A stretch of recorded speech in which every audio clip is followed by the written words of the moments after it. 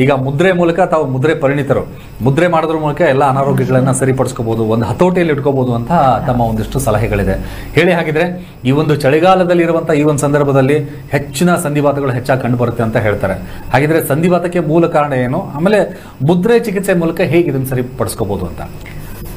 ಈಗ ಸಂಧಿವಾತ ಅಂದ್ರೆ ವಾತದೋಷ ಇರುವಂಥದ್ದು. ಸೊ ನಮ್ಮ ವಾತ ಪಿತ್ತ ಕಫದಲ್ಲಿ ವಾತ ಲಕ್ಷಣಗಳು ಹೆಚ್ಚಾಗ್ತಾ ಹೋಗುತ್ತೆ ಬಾಡಿನಲ್ಲಿ. ಸೊ ಇಲ್ಲಿ ಏನಾಗುತ್ತೆ ಅಂದರೆ ಒಬ್ಬೊಬ್ಬರಿಗೆ ಒಂದೊಂದು ಥರ ಸಿಂಪ್ಟಮ್ ಇರುತ್ತೆ. ಬೆಳಿಗ್ಗೆ ಎದ್ದು ಕೂಡಲೇ ಈ ಚಳಿಗಾಲದಲ್ಲಿ ಅದು ತುಂಬ ಜಾಸ್ತಿ ಎಲ್ಲ ಜಾಯಿಂಟ್ಸಲ್ಲೂ ನೋವು ಬರುವಂಥದ್ದು. ಸೊ ಯಾಕೆಂದರೆ ಇಲ್ಲಿ ಡಿಜನ್ರೇಷನ್ ಆಗುತ್ತೆ, ಬೋನು ಮಸಲ್ ನರ್ವ್ ಇದೆಲ್ಲ ವೀಕ್ ಆಗ್ತಾ ಹೋಗುವಂಥದ್ದು. ಕೆಲವರಿಗೆ ಯೂರಿಕ್ ಆ್ಯಸಿಡ್ ಅಕ್ಯುಮುಲೇಟ್ ಆಗುತ್ತೆ, ಗೌಟ್ ಅಂತ ಹೇಳ್ತೀವಿ. ಈ ಥರ ಆಮವಾತ, ಸಂಧಿವಾತ ಇದೆಲ್ಲ ಇರುತ್ತೆ. ಅಂದರೆ ಅದರಲ್ಲಿ ಡಿಫ್ರೆಂಟ್ ಲಕ್ಷಣಗಳು ಕಾಣಿಸ್ತಾ ಹೋಗುತ್ತೆ. ಒಟ್ಟಿನಲ್ಲಿ ಎಲ್ರಿಗೂ ಆಗುವಂಥದ್ದೇನು ನೋವು. ಸೊ ನೋವು ಆದಾಗ ಏನು ಮಾಡ್ತೀರಿ, ಜನರಲ್ ಆಗಿ ಒಂದು ಪೇನ್ ಕಿಲ್ಲರ್ ತಿಂದರೆ ಸಾಕು ನೋವು ಕಡಿಮೆ ಆಗುತ್ತೆ ಅಂತ ಒಂದು ಥಾಟ್. ಸೊ ಅದು ತಿಂತಾರೆ, ಸ್ವಲ್ಪ ಒಂದು 4 ಗಂಟೆ 6 ಗಂಟೆ ನಿಮಗೆ ನೋವೇ ಇರೋದಿಲ್ಲ. ಮತ್ತೆ ಏನು ಪ್ರಯೋಜನ, ಮತ್ತೆ ನೋವು ಸ್ಟಾರ್ಟ್ ಆಗುತ್ತೆ. ಇದರಲ್ಲಿ ಕ್ಯೂರ್ ಅಂತ ಆಗೋದಿಲ್ಲ. ಸೊ ಆಗ ಮತ್ತೆ ಬೇರೆ ಆರ್ಗನ್ ಫೇಲ್ ಆಗೋದಕ್ಕೆ ಕಾರಣ ಆಗುತ್ತೆ. ಪೇನ್ ಕಿಲ್ಲರ್ಸನ್ನು ತಗೊಳ್ಬಾರ್ದು. ಸೊ ತುಂಬ ಏನಾದರೂ ತಡಿಲಿಕ್ಕೆ ಆಗದೆ ಇದ್ದಾಗ ಯಾವಾಗಲೂ ಒಂದ್ಸಲ ತಿಂದರೆ ಓಕೆ. ಕೆಲವರು ಪ್ರತಿನಿತ್ಯ ತಿನ್ನಕ್ಕೆ ಶುರು ಮಾಡ್ತಾರೆ. ಸೊ ಅದು ಕೂಡ ತುಂಬ ತಪ್ಪು. ಈ ಎಲ್ಲ ಜಾಯಿಂಟ್ಸ್ಗಳ ಮಧ್ಯೆ ಇರುವಂಥ ಫ್ಲೂಯಿಡ್ ಇಲ್ಲಿ ಕಡಿಮೆ ಆಗ್ತಾ ಹೋಗುವಂಥದ್ದು. ಸೊ ಆ ಥರ ಆದಾಗ ಏನಾಗುತ್ತೆ, ಆ ಜೆಲ್ ಅನ್ನೋದು ಕಡಿಮೆ ಆದಾಗ ಫ್ರಿಕ್ಷನ್ ಜಾಸ್ತಿ ಆಗುತ್ತೆ. ಈಗ ನಡೆದಾಗ ಅಥವಾ ಮೂಮೆಂಟ್ ಕೊಟ್ಟಾಗ ಕತ್ತಿಂದ ಹಿಡಿದು ಭುಜದ ನೋವಾಗಿರ್ಬೋದು, ಬೆರಳುಗಳು, ಸೊ ಎಲ್ಲ ಊತ ಬರುತ್ತೆ, ಇನ್ಫ್ಲಮೇಷನ್ ಒಳಗಡೆಯಿಂದ ಊತ ಬರುತ್ತೆ, ಮತ್ತು ಜಾಯಿಂಟ್ಸ್ ಸ್ಟಿಫ್ ಆಗುತ್ತೆ. ಈ ಚಳಿಗಾಲದಲ್ಲಿ ಅದು ಹೆಚ್ಚಾಗುತ್ತೆ. ಎದ್ದು 1 ಅವರ್ ಆದರೂ ಕೆಲವರಿಗೆ ನಡಿಲಿಕ್ಕೆ ಆಗೋಲ್ಲ, ಕೈ ಮೂವ್ಮೆಂಟ್ ಇರೋದಿಲ್ಲ. ಸೊ ಇದಕ್ಕೆ ಬೇಕಾದಷ್ಟು ಬೇರೆ ಆಲ್ಟರ್ನೇಟಿವ್ ಟೆಕ್ನಿಕ್ಸ್ ಇದೆ. ಅದರಲ್ಲಿ ತುಂಬ ಚೆನ್ನಾಗಿ ಕಡಿಮೆ ಮಾಡ್ಕೊಳ್ಬೋದು. ಫರ್ದರ್ ಡಿಜನ್ರೇಷನ್ನ ಖಂಡಿತ ತಪ್ಪಿಸ್ಬೋದು. ಸೊ ಮುದ್ರಾದಲ್ಲಿ ಹೇಳಬೇಕು ಅಂತಂದರೆ 5 ಬೆರಳುಗಳಲ್ಲಿ ವಾಯು ತತ್ವನ ಸೂಚಿಸುವಂಥದ್ದು ತೋರು ಬೆರಳು. ಸೊ ಈ ತೋರು ಬೆರಳು ಅಗ್ನಿ ತತ್ವದ ಹೆಬ್ಬೆರಳು. ಈ ಹೆಬ್ಬೆರಳಿನ ಮೂಲ ಅಂತ ಹೇಳ್ತೀವಿ, ಅಂದ್ರೆ base of the thumb. So ಇಲ್ಲಿಗೆ ನಾವು ಯಾವ ತತ್ವದ ಬೆರಳುಗಳನ್ನ ಹೀಗಿಡ್ತೀವಿ ಆ ತತ್ವ ನಮ್ಮ ದೇಹದಲ್ಲಿ ಕಡಿಮೆ ಆಗುತ್ತೆ. ಸೊ ಅಂದ್ರೆ 56 ಬಗೆಯ ಕೆಟ್ಟ ವಾಯುಗಳು ನಮ್ಮ ದೇಹದಲ್ಲಿ ಹರಿತಾ ಇರುತ್ತೆ ಅಂತ ಆಯುರ್ವೇದದ ಪ್ರಕಾರ ಹೇಳ್ತಾರೆ. ಸೊ ಆ ಕೆಟ್ಟ ವಾಯುಗಳೆಲ್ಲ ನಮ್ಮ ಹತ್ರ ಕಡಿಮೆ ಆಗ್ಬೇಕಲ್ವಾ. ಸೊ ಆಗ ಏನಾಗಬೇಕು, ವಾಯು ನಮ್ಮ ದೇಹದಲ್ಲಿ ಕಡಿಮೆ ಆಗಬೇಕು. ಸೊ ಆಗ ಈ ರೀತಿ ಈ ಮೂಲಕ್ಕೆ ಅಂದರೆ ಬೇಸಿಗಿಟ್ಟು ಈ ರೀತಿ ಒತ್ತಡವನ್ನು ಹೇರಬೇಕು. ಹೀಗೆ ಇದಕ್ಕೆ ವಾಯು ಮುದ್ರಾ ಅಂತಾನೆ ಕರೀತಾರೆ. ಸೊ ಅಸಿಡಿಟಿ ಗ್ಯಾಸ್ಟ್ರಿಕ್ ಇಂದ ಹಿಡಿದು ಎನಿ ಪೇಯ್ನ್ ಅಂದರೆ ಯಾವುದೇ ರೀತಿ ನೋವು, ಸೊ ಕೈ ಬೆರಳಾಗಿರ್ಬೋದು, ಪಾದ ಆಗಿರ್ಬೋದು, ಕತ್ತು, ಬೆನ್ನು ಈ ಥರ ಇದ್ದಾಗ ಈ ಮುದ್ರಾಗಳಲ್ಲಿ ಕಾಂಬಿನೇಷನ್ ಮಾಡ್ಕೊಂಡು ಹೋಗಬೇಕು. ಮತ್ತೆ ನಮಗೆ ಶಕ್ತಿನೇ ಕಡಿಮೆ ಆಗಿದೆ, ನರು ವೀಕ್ನೆಸ್ ಆಗಿದೆ, ಮಸಲ್ ವೀಕ್ನೆಸ್ ಆಗಿದೆ, ಬೋನ್ದು ಪ್ರಾಬ್ಲಮ್ ಇದ್ದಾಗ ಪೃಥ್ವಿ. ಸೊ ಈ ತರ ಕಾಂಬಿನೇಷನ್ ಮಾಡ್ಕೋಬೇಕು. ಪೃಥ್ವಿ ಮಾಡಿದ್ರೆ ಅದಕ್ಕೆಲ್ಲ ಶಕ್ತಿ ಬರುತ್ತೆ. ಸೊ ಒಂದು 20 ನಿಮಿಷ ನೀವು ಪ್ರಾಕ್ಟೀಸ್ ಮಾಡಿದ್ರು ಕೂಡ ನಿಮಗೆ ಗೊತ್ತಾಗುತ್ತೆ. ಮತ್ತೆ ಚಲನೆನ ಕೊಡಬೇಕು, ಅಂದ್ರೆ ಕೈಗಳದ್ದು ಮೂವ್ಮೆಂಟ್ ಕೊಡಬೇಕು. ಈ ರೀತಿ ಟರ್ನ್ ಮಾಡುವಂಥದ್ದು, ಈ ರೀತಿ ಎಲ್ಲಿ ನಿಮಗೆ ಪಾರ್ಟಲ್ಲಿ ನೋವು ಜಾಸ್ತಿ ಇರುತ್ತೆ ಅದಕ್ಕೆ ನಿಧಾನವಾಗಿ ಮೂವ್ಮೆಂಟ್ ಕೊಡಬೇಕು. ಸೊ ಮುದ್ರಾಗಳಲ್ಲಿ ಹೇಳಬೇಕು ಅಂದ್ರೆ ವಾಯು ಮತ್ತೆ ಪೃಥ್ವಿ ಈ ಎರಡನ್ನು ಕಾಂಬಿನೇಷನ್ ಮಾಡ್ಕೊಂಡು ಮಾಡ್ತಾ ಹೋಗ್ಬೇಕಾಗುತ್ತೆ. ಓಕೆ ಮಾತಾಡೋದ್ರಿಂದ ಸಾಕಷ್ಟು ವಿಷಯವನ್ನು ತಿಳ್ಕೊಳ್ಳೋಣ. ಹಾಗೆ ಜೊತೆಗೆ ಡಾಕ್ಟರ್ ಚೇತನ್ ಜಗಳೂರು ಸರ್, ಕೇಳಿಸ್ತಾ ಇದ್ದೇನೆ ಅಂತಾನೆ? ಸರ್ ಹೇಳಿ ಸರ್, ಈಗ ಸಾಕಷ್ಟು ಜನರು ಆರ್ಥರೈಟಿಸ್ ಸಮಸ್ಯೆ ಅಂತ ಹೇಳ್ತಾರೆ, ಸಂಧಿವಾತ ಅಂತ ಹೇಳ್ತಾರೆ. ಹಾಗಿದ್ರೆ ತಮ್ಮ ಆಯುರ್ವೇದದ ಪ್ರಕಾರ, ತಮ್ಮ ಅನುಭವದ ಪ್ರಕಾರ ಹೇಳಿ, ಸಂಧಿವಾತವನ್ನು ಹೇಗೆ ನಿವಾರಣೆ ಮಾಡೋದಕ್ಕೆ ಸಾಧ್ಯ ಆಯುರ್ವೇದ ಚಿಕಿತ್ಸೆ ಮೂಲಕ ಅಂತ? ಸರ್, ಇವಾಗ ಸಂಧಿವಾತ ಅಂತ ಬಂದಾಗ ಆಯುರ್ವೇದದಲ್ಲಿ ತುಂಬಾ ಚೆನ್ನಾಗಿ ಎಕ್ಸ್ಪ್ಲೇನ್ ಮಾಡ್ತಾರೆ. ಒಂದು ಸಂಧಿವಾತ ಅಂದ್ರೆ ಮತ್ತೆ ವಾತರಕ್ತ ಅಂತ ಹೇಳ್ತಾರೆ. ಸಂಧಿವಾತ ಅಂತ ಹೇಳಿದ್ರೆ ನಮ್ಮ ಬಾಡಿ ಒಳಗೆ ವಾಯು ಅಂಶ ಜಾಸ್ತಿ ಆಗ್ಬಿಟ್ಟು ಅಲ್ಲಾಗ್ತಕ್ಕಂಥದ್ದು ಅದು ಸಂಧಿವಾತ ಅಂತ ಹೇಳ್ತೀವಿ. ಅದಕ್ಕೆ ಮಾಡರ್ನ್ ಟರ್ಮಾಲಜಿ ಅಂತ ಬಂದಾಗ ಅಲ್ಲಿ ಆಸ್ಟಿಯೋ ಆರ್ಥರೈಟಿಸ್ ಅಂತ ಹೇಳ್ತೀವಿ. ಇನ್ನೊಂದು ವಾತರಕ್ತ ಅಂತ ಹೇಳ್ತೀವಿ. ವಾತರಕ್ತ ಅಂದ್ರೆ ರೊಮಟೆಡ್ ಆರ್ಥರೈಟಿಸ್ ಅಂತ ಹೇಳ್ತೀವಿ. ಈ ರೊಮಟೆಡ್ ಆರ್ಥರೈಟಿಸ್ ಅಂತ ಹೇಳಿದ್ರೆ ನಮ್ಮ ಬಾಡಿ ಒಳಗೆ ಪಿತ್ತದಂಶ ಯಾವಾಗ ಜಾಸ್ತಿ ಆಗುತ್ತಲ್ಲ ಅವಾಗ ಚಿಕ್ಕ ಪುಟ್ಟ ಜಾಯಿಂಟ್ಗಳು ಹೋಗುತ್ತೆ. ಆ ಚಿಕ್ಕ ಪುಟ್ಟ ಜಾಯಿಂಟ್ಗಳು ಹೋಗ್ಬಿಟ್ಟು ಮತ್ತೆ ಫರ್ದರ್ ಬಿಗ್ಗರ್ ಜಾಯಿಂಟ್ಗಳು ಹೋಗುತ್ತೆ. ಇನ್ನೊಂದು ನಮ್ಮ ಆಚಾರ್ಯರು ಎಷ್ಟು ಸೂಪರ್ ಆಗಿ ಎಕ್ಸ್ಪ್ಲೈನ್ ಮಾಡಿದ್ದಾರೆ ಅಂತ ಹೇಳಿದ್ರೆ middle of the middle joint ಅಂತ ಹೇಳ್ತೀವಿ. ಅಂದ್ರೆ ಇಂಡೆಕ್ಸ್ ಫಿಂಗರ್ ಇರುತ್ತಲ್ವಾ, ಅದೇ ಏನೋ ಮಿಡ್ಲ್ ಫಿಂಗರ್ ಇರುತ್ತಲ್ವಾ, ಮಿಡ್ಲ್ ಫಿಂಗರ್ ಮಿಡ್ಲ್ ಇಂದಲೇ ಸ್ಟಾರ್ಟ್ ಆಗುತ್ತೆ. ಅದು ಚುಚ್ಚದಂಗಿರುತ್ತೆ, ಆಮೇಲೆ ಮತ್ತೆ ನೋವು ಇರುತ್ತೆ, ಮತ್ತೆ ಎಳ್ತಾ ಇರುತ್ತೆ ಅಂತಾನು ಹೇಳ್ತಾರೆ. ಸೊ ಇದು ಇನ್ನೊಂದು ಅಂತ ಹೇಳಿದ್ರೆ ಮಾರ್ನಿಂಗ್ ಸ್ಟಿಫ್ನೆಸ್ ಇರುತ್ತೆ. ಇದು ವಾತರಸ್ತ ಎಕ್ಸ್ಪ್ಲೈನ್ ಮಾಡ್ತಾರೆ ಫಸ್ಟ್. ಈ ಮಾರ್ನಿಂಗ್ ಸ್ಟಿಫ್ನೆಸ್ ಅಂತ ಹೇಳಿದ್ರೆ ಈ ಶೀತಕಾಲ ಬಂದಾಗ ಮಾರ್ನಿಂಗ್ ಅಲ್ಲಿ ಏನಾಗುತ್ತೆ, ಯೂಶಲಿ ಕೋಲ್ಡ್ ಜಾಸ್ತಿ ಇರುತ್ತೆ. ಯಾವಾಗ ಚಳಿ ಜಾಸ್ತಿ ಇರುತ್ತೆ ಆವಾಗ ಈ ಎಲ್ಲ ಪಿತ್ತದಂಶ ಇರುತ್ತಲ್ವಾ, ಅಂದ್ರೆ ಈ ಸೀರಮ್ ಯೂರಿಕ್ ಆಸಿಡ್ ಆಗಿರ್ಬೋದು ಅಥವಾ ಅದೇನಾಗುತ್ತೆ ಅಂದ್ರೆ ಜಾಸ್ತಿ ಆಗ್ಬಿಟ್ಟು ಅಂದ್ರೆ ಅಡಿಗೆ ಪಾತ್ರ ಆಗಿರ್ಬೋದು, ಅದು ಜಾಸ್ತಿ ಆಗ್ಬಿಟ್ಟು ಒಂಥರ ನೋವು ಸ್ಟಾರ್ಟ್ ಆಗುತ್ತೆ. ಅಂದ್ರೆ ಅವಾಗ ನೀವ್ ಹೇಳ್ತಾ ಇದ್ರಿ ಈ ಚಳಿಗಾಲದಲ್ಲಿ ಒಂದೊಂಥರ ಕ್ರೂಷಿಯಲ್ ಪೀರಿಯಡ್ ಅಂತ ಹೇಳ್ಬೋದು. ಯಾಕಂದ್ರೆ ಪ್ರೊಟೆಕ್ಟ್ ಮಾಡ್ಕೊಳ್ಳಕ್ಕೆ ಇದು ಒಂದು ಇಂಪಾರ್ಟೆಂಟ್ ಡೇಸ್ ಅಂತ ಹೇಳ್ಬೋದು, ಎಕ್ಸ್ಪೆಷಲಿ ರೊಮಟೆಡ್ ಆರ್ಥರೈಟಿಸ್ ಇರುವಾಗ. ಸೊ ಅವಾಗ ಏನಾಗುತ್ತೆ ಅಂದ್ರೆ ಮಾರ್ನಿಂಗ್ ಸ್ಟಿಫ್ನೆಸ್ ಅಂತ ಹೇಳಿದ್ರೆ ಬೆಳಗ್ಗೆ ಎದ್ದ ತಕ್ಷಣ ಕೈ ಮಡ್ಚಕ್ಕಾಗಲ್ಲ, ಸ್ಟಿಫ್ನೆಸ್ ಆಗ್ಬಿಟ್ಟಿರುತ್ತೆ. ಇದು ರೊಮಟೆಡ್ ಆರ್ಥರೈಟಿಸ್ ಲಕ್ಷಣಗಳಾಗಿರುತ್ತೆ. ಆದ್ರೆ ಆಸ್ಟಿಯೋಆರ್ಥರೈಟಿಸ್ ಲಕ್ಷಣಗಳು ಏನಿರುತ್ತೆ ಅಂತ ಹೇಳಿದ್ರೆ ಇದು ಮಾರ್ನಿಂಗ್ ಸ್ಟಿಫ್ನೆಸ್ ಇರ್ಬೋದು, ಆದ್ರೆ ಅಲ್ಲಿ ಸ್ವಲ್ಪ ಮೈಲ್ಡ್ ಆಗಿ ಇನ್ಫ್ಲಮೇಷನ್ ಇದ್ರೆ.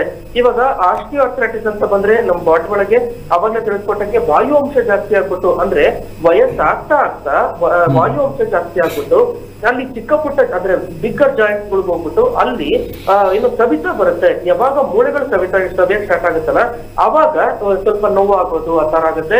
ಅಲ್ಲಿ ನಾನ್ ಇನ್ಫ್ಲಮೇಟರಿ ಆರ್ಥರೈಟಿಸ್ ಅಂತ ಹೇಳ್ತೀವಿ. ನಾನ್ ಇನ್ಫ್ಲಮೇಟರಿ ಆರ್ಥರೈಟಿಸ್ ಅಂದ್ರೆ ಅಲ್ಲಿ ಇನ್ಫ್ಲಮೇಷನ್ ಆಗಿರ್ಬೋದು, ಇನ್ಫೆಕ್ಷನ್ಸ್ ಆಗಿರ್ಬೋದು ಇರಲ್ಲ. ಆದ್ರೆ ರೊಮಟೆಡ್ ಆರ್ಥರೈಟಿಸ್ಗೆ ನಾವು ಇನ್ಫ್ಲಮೇಷನ್ ಅಂತ ಹೇಳ್ತೀವಿ.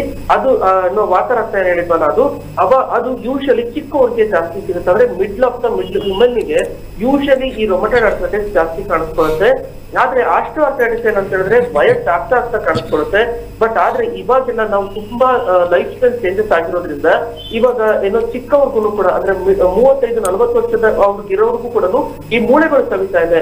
ಯಾಕೆ ಸವಿತಾ ಇದೆ ಅಂತ ಹೇಳಿದ್ರೆ ಮೇನ್ ಆಗಿ ಪ್ರೆಗ್ನೆನ್ಸಿ ಒಳಗೆ ಅಂದ್ರೆ ಪ್ರೆಗ್ನೆನ್ಸಿ ಒಳಗೆ ಚೆನ್ನಾಗಿ ಆಹಾರ ತಿನ್ನಲ್ಲ, ಹಾಲು ಕುಡಿಯಲ್ಲ, ಎಲಡಿಕೆ ಹಾಕೋಣ, ಅಂದ್ರೆ ಕ್ಯಾಲ್ಸಿಯಂ ರಿಚ್ ಫುಡ್ ಏನು ತಿನ್ನೋದೇ ಇಲ್ಲ. ಆಮೇಲೆ ದಪ್ಪ ಆಗ್ಬಿಡ್ತೀವಿ ಅಥವಾ ಮಗು ದಪ್ಪ ಆಗ್ಬಿಡುತ್ತೆ ಅಂತ ಹೇಳ್ಬಿಟ್ಟು ತುಪ್ಪ ಕೂಡ ತಿನ್ನಲ್ಲ. ಈ ರೀತಿ ಮಾಡೋದ್ರಿಂದ ಕೂಡ ಈ ಮೂಳೆಗಳು ಸದ್ಯ ಸ್ಟಾರ್ಟ್ ಆಗುತ್ತೆ. ಜೊತೆಗೆ ಪ್ರೆಗ್ನೆನ್ಸಿ ಆದ್ಮೇಲೆ ಅಂದ್ರೆ ಮಗು ಡೆಲಿವರಿ ಆದ್ಮೇಲೆ ಬಾಣಸ್ತನ ಎಣ್ಣಿರ್ತೀವಲ್ವಾ ಆ ಟೈಮಲ್ಲೂ ಕೂಡ ಯಾವಾಗ ನಮ್ಗೆ ಅಂದ್ರೆ ಚೆನ್ನಾಗಿ ನರಿಶ್ಮೆಂಟ್ ತಗೊಳ್ಳೋದಿಲ್ಲ ಅವಾಗೂ ಕೂಡ ಮೂಳೆಗಳು ಸಭೆ ಸ್ಟಾರ್ಟ್ ಆಗುತ್ತೆ. ಈ ಆಸ್ಟಿಯೋಆರ್ಥರೈಟಿಸ್ ಅಲ್ಲಿ ಬರೀ ನೀ ಅಂದ್ರೆ ಮಂಡಿ ಅಷ್ಟೇ ಸವಿಯಲ್ಲ, ಚಿಕ್ಕ ಪುಟ್ಟ ಜಾಯಿಂಟ್ಗಳು ಸವಿಬಹುದು. ಆಮೇಲೆ ಕತ್ತಲ್ಲಿ ಇರ್ತಕ್ಕಂಥ ಮೂಳೆಗಳು, ಹಿಪ್ಪಲ್ ಇರ್ತಕ್ಕಂಥ ಮೂಳೆಗಳು, ಅಂದ್ರೆ ಸೊಂಟದಲ್ಲಿ ಇರ್ತಕ್ಕಂಥ ಮೂಳೆಗಳು, ಆಮೇಲೆ ಸ್ಪೈನಲ್ ಕಾರ್ಡ್ ಅಲ್ಲಿ ಇರ್ತಕ್ಕಂಥ ಮೂಳೆಗಳು ಕೂಡ ಸವಿಯಕ್ ಸ್ಟಾರ್ಟ್ ಆಗುತ್ತೆ. ಯಾವಾಗ ಇದು ಸವಿಯಕ್ ಸ್ಟಾರ್ಟ್ ಆಗುತ್ತಲ್ಲ ಅವಾಗ ಅಲ್ಲಿ ಡಿಜನರೇಷನ್ ಅಂತ ಹೇಳ್ತೀವಿ. ಅವಾಗ ಏನಾಗುತ್ತೆ ಅಂದ್ರೆ ಅಲ್ಲಿ ಯೂಶಲಿ ಏನಾಗುತ್ತೆ ಅಂದ್ರೆ ಏನೋ ಎಸಿಮೆಟ್ರಿಕ್ ಅಂತ ಹೇಳ್ತೀವಿ. ಎಸಿಮೆಟ್ರಿಕ್ ಅಂತ ಹೇಳಿದ್ರೆ ಒಂದು ಕಡೆ ಇರ್ತಕ್ಕಂಥ ಜಾಯಿಂಟ್ಗಳು ಸ್ವಲ್ಪ ಜಾಸ್ತಿ ಸವಿಬಹುದು ಅಥವಾ ಇನ್ನೊಂದ್ ಕಡೆ ಇರ್ತಕ್ಕಂಥ ಜಾಯಿಂಟ್ಗಳು ಸ್ವಲ್ಪ ಸವಿಬಹುದು. ಜೊತೆಗೆ ನೋವು ಜಾಸ್ತಿ ಇರುತ್ತೆ ಕೆಳಗಡೆ. ಓಕೆ, ಮಾತಾಡ್ತೇನೆ ಹಾಗೆ ಇನ್ನು ಡೀಟೇಲ್ಸ್ ಮಾತಾಡ್ತೀನಿ, ಇನ್ನು ವಿಷಯಗಳನ್ನ ತಗೊಳ್ಳೋಣ. ಓಕೆ, ಇನ್ನೊಬ್ರು ನಮ್ಮ ಗೆಸ್ಟ್ ಇದ್ದಾರೆ, ಸುಧೀರ್ ಸರ್ ಹೇಳಿ. ಈಗ ಡಾಕ್ಟರ್ ಲತಾ ಶೇಖರ್ ಹೇಳ್ತಾ ಇದ್ರು ಮುದ್ರೆ ಮೂಲಕ ಹೇಗೆ ನಾವು ಆರ್ಥರೈಟಿಸ್ ಸರಿ ಮಾಡ್ಕೋಬೇಕು. ಡಾಕ್ಟರ್ ಚೇತನ್ ಜಗಳೂರು ಹೇಳ್ತಿದ್ದಾರೆ ಆಯುರ್ವೇದ ವೈದ್ಯ ಪದ್ಧತಿ ಹೇಗೆ ಸಹಾಯ ಮಾಡುತ್ತೆ ಅಂತ ಹೇಳಿ. ಈಗ ಯೋಗದಲ್ಲೂ ಸಹಿತ ಏನಂತಂದ್ರೆ ಒಂದ್ ಕಡೆ ಯೋಗ ಮಾನಸಿಕವಾಗಿ ಜೊತೆಗೆ ದೈಹಿಕವಾಗಿ ಯಾವುದೇ ರೀತಿಯ ಅನಾರೋಗ್ಯ ಸಮಸ್ಯೆ ಇದ್ರೂ ಸಹಿತ ಇದು ಸರಿ ಮಾಡುತ್ತೆ ಅಂತ ಹೇಳಿ ಯೋಗಶಾಸ್ತ್ರ ಏನ್ ಹೇಳುತ್ತೆ, ಆಮೇಲೆ ಯೋಗ ಏನ್ ಹೇಳುತ್ತೆ ಇಂತಹ ಒಂದು ಕಾಯಿಲೆಗಳಿಗೆ ಇದು ಒಂದು ಸೂತ್ರವಾಗಿ ಹೇಗೆ ಪರಿಣಾಮ ಬೀರುತ್ತೆ ಅಂತ. ಒಳ್ಳೆ ಪ್ರಶ್ನೆ, ಹಾಗೇನೆ ಒಳ್ಳೆ ಉತ್ತರ ಕೂಡ ಸಿಗುತ್ತೆ ಅಂತ ನಾನು ಅಪೇಕ್ಷೆ ಪಡ್ತೇನೆ. ಗುರುಬ್ರಹ್ಮ ಗುರುವಿಷ್ಣು ಗುರುದೇವ ಮಹೇಶ್ವರ ಗುರು ಸಾಕ್ಷಾತ್ ಪರಬ್ರಹ್ಮ ತಸ್ಮೈ ಶ್ರೀ ಗುರುವೇ ನಮಃ ಅಂತ ಹಿಂದಿನ ಕಾಲದಿಂದಲೂ ರಾಜ ಮನೆತನದಿಂದಲೂ ಹೇಳ್ತಾ ಬಂದಿದ್ದೀವಿ. ಯಾರು ಈ ಗುರುವಿನ ದಾಸರಾಗಿ ಬರ್ತಾರೆ ತಮ್ಮ ಜೀವನದ ಉದ್ದಕ್ಕೂ ಅದು ಒಂದು ಪ್ರಕಾರದ ಯೋಗ. ಇನ್ನೊಂದು ಪ್ರಕಾರದ ಯೋಗ ಅಂತ ಹೇಳಿದ್ರೆ ತನ್ನ ದೇಹವನ್ನು ತನ್ನ ಮನಸ್ಸಿಗೆ ಸರಿಯಾಗಿ ಒಂದು ಕೋಆರ್ಡಿನೇಷನ್ ಡೆವಲಪ್ಮೆಂಟ್ ಮಾಡ್ಕೊಳ್ತಾರಲ್ಲ ಅದು ಎರಡನೇ ಯೋಗ.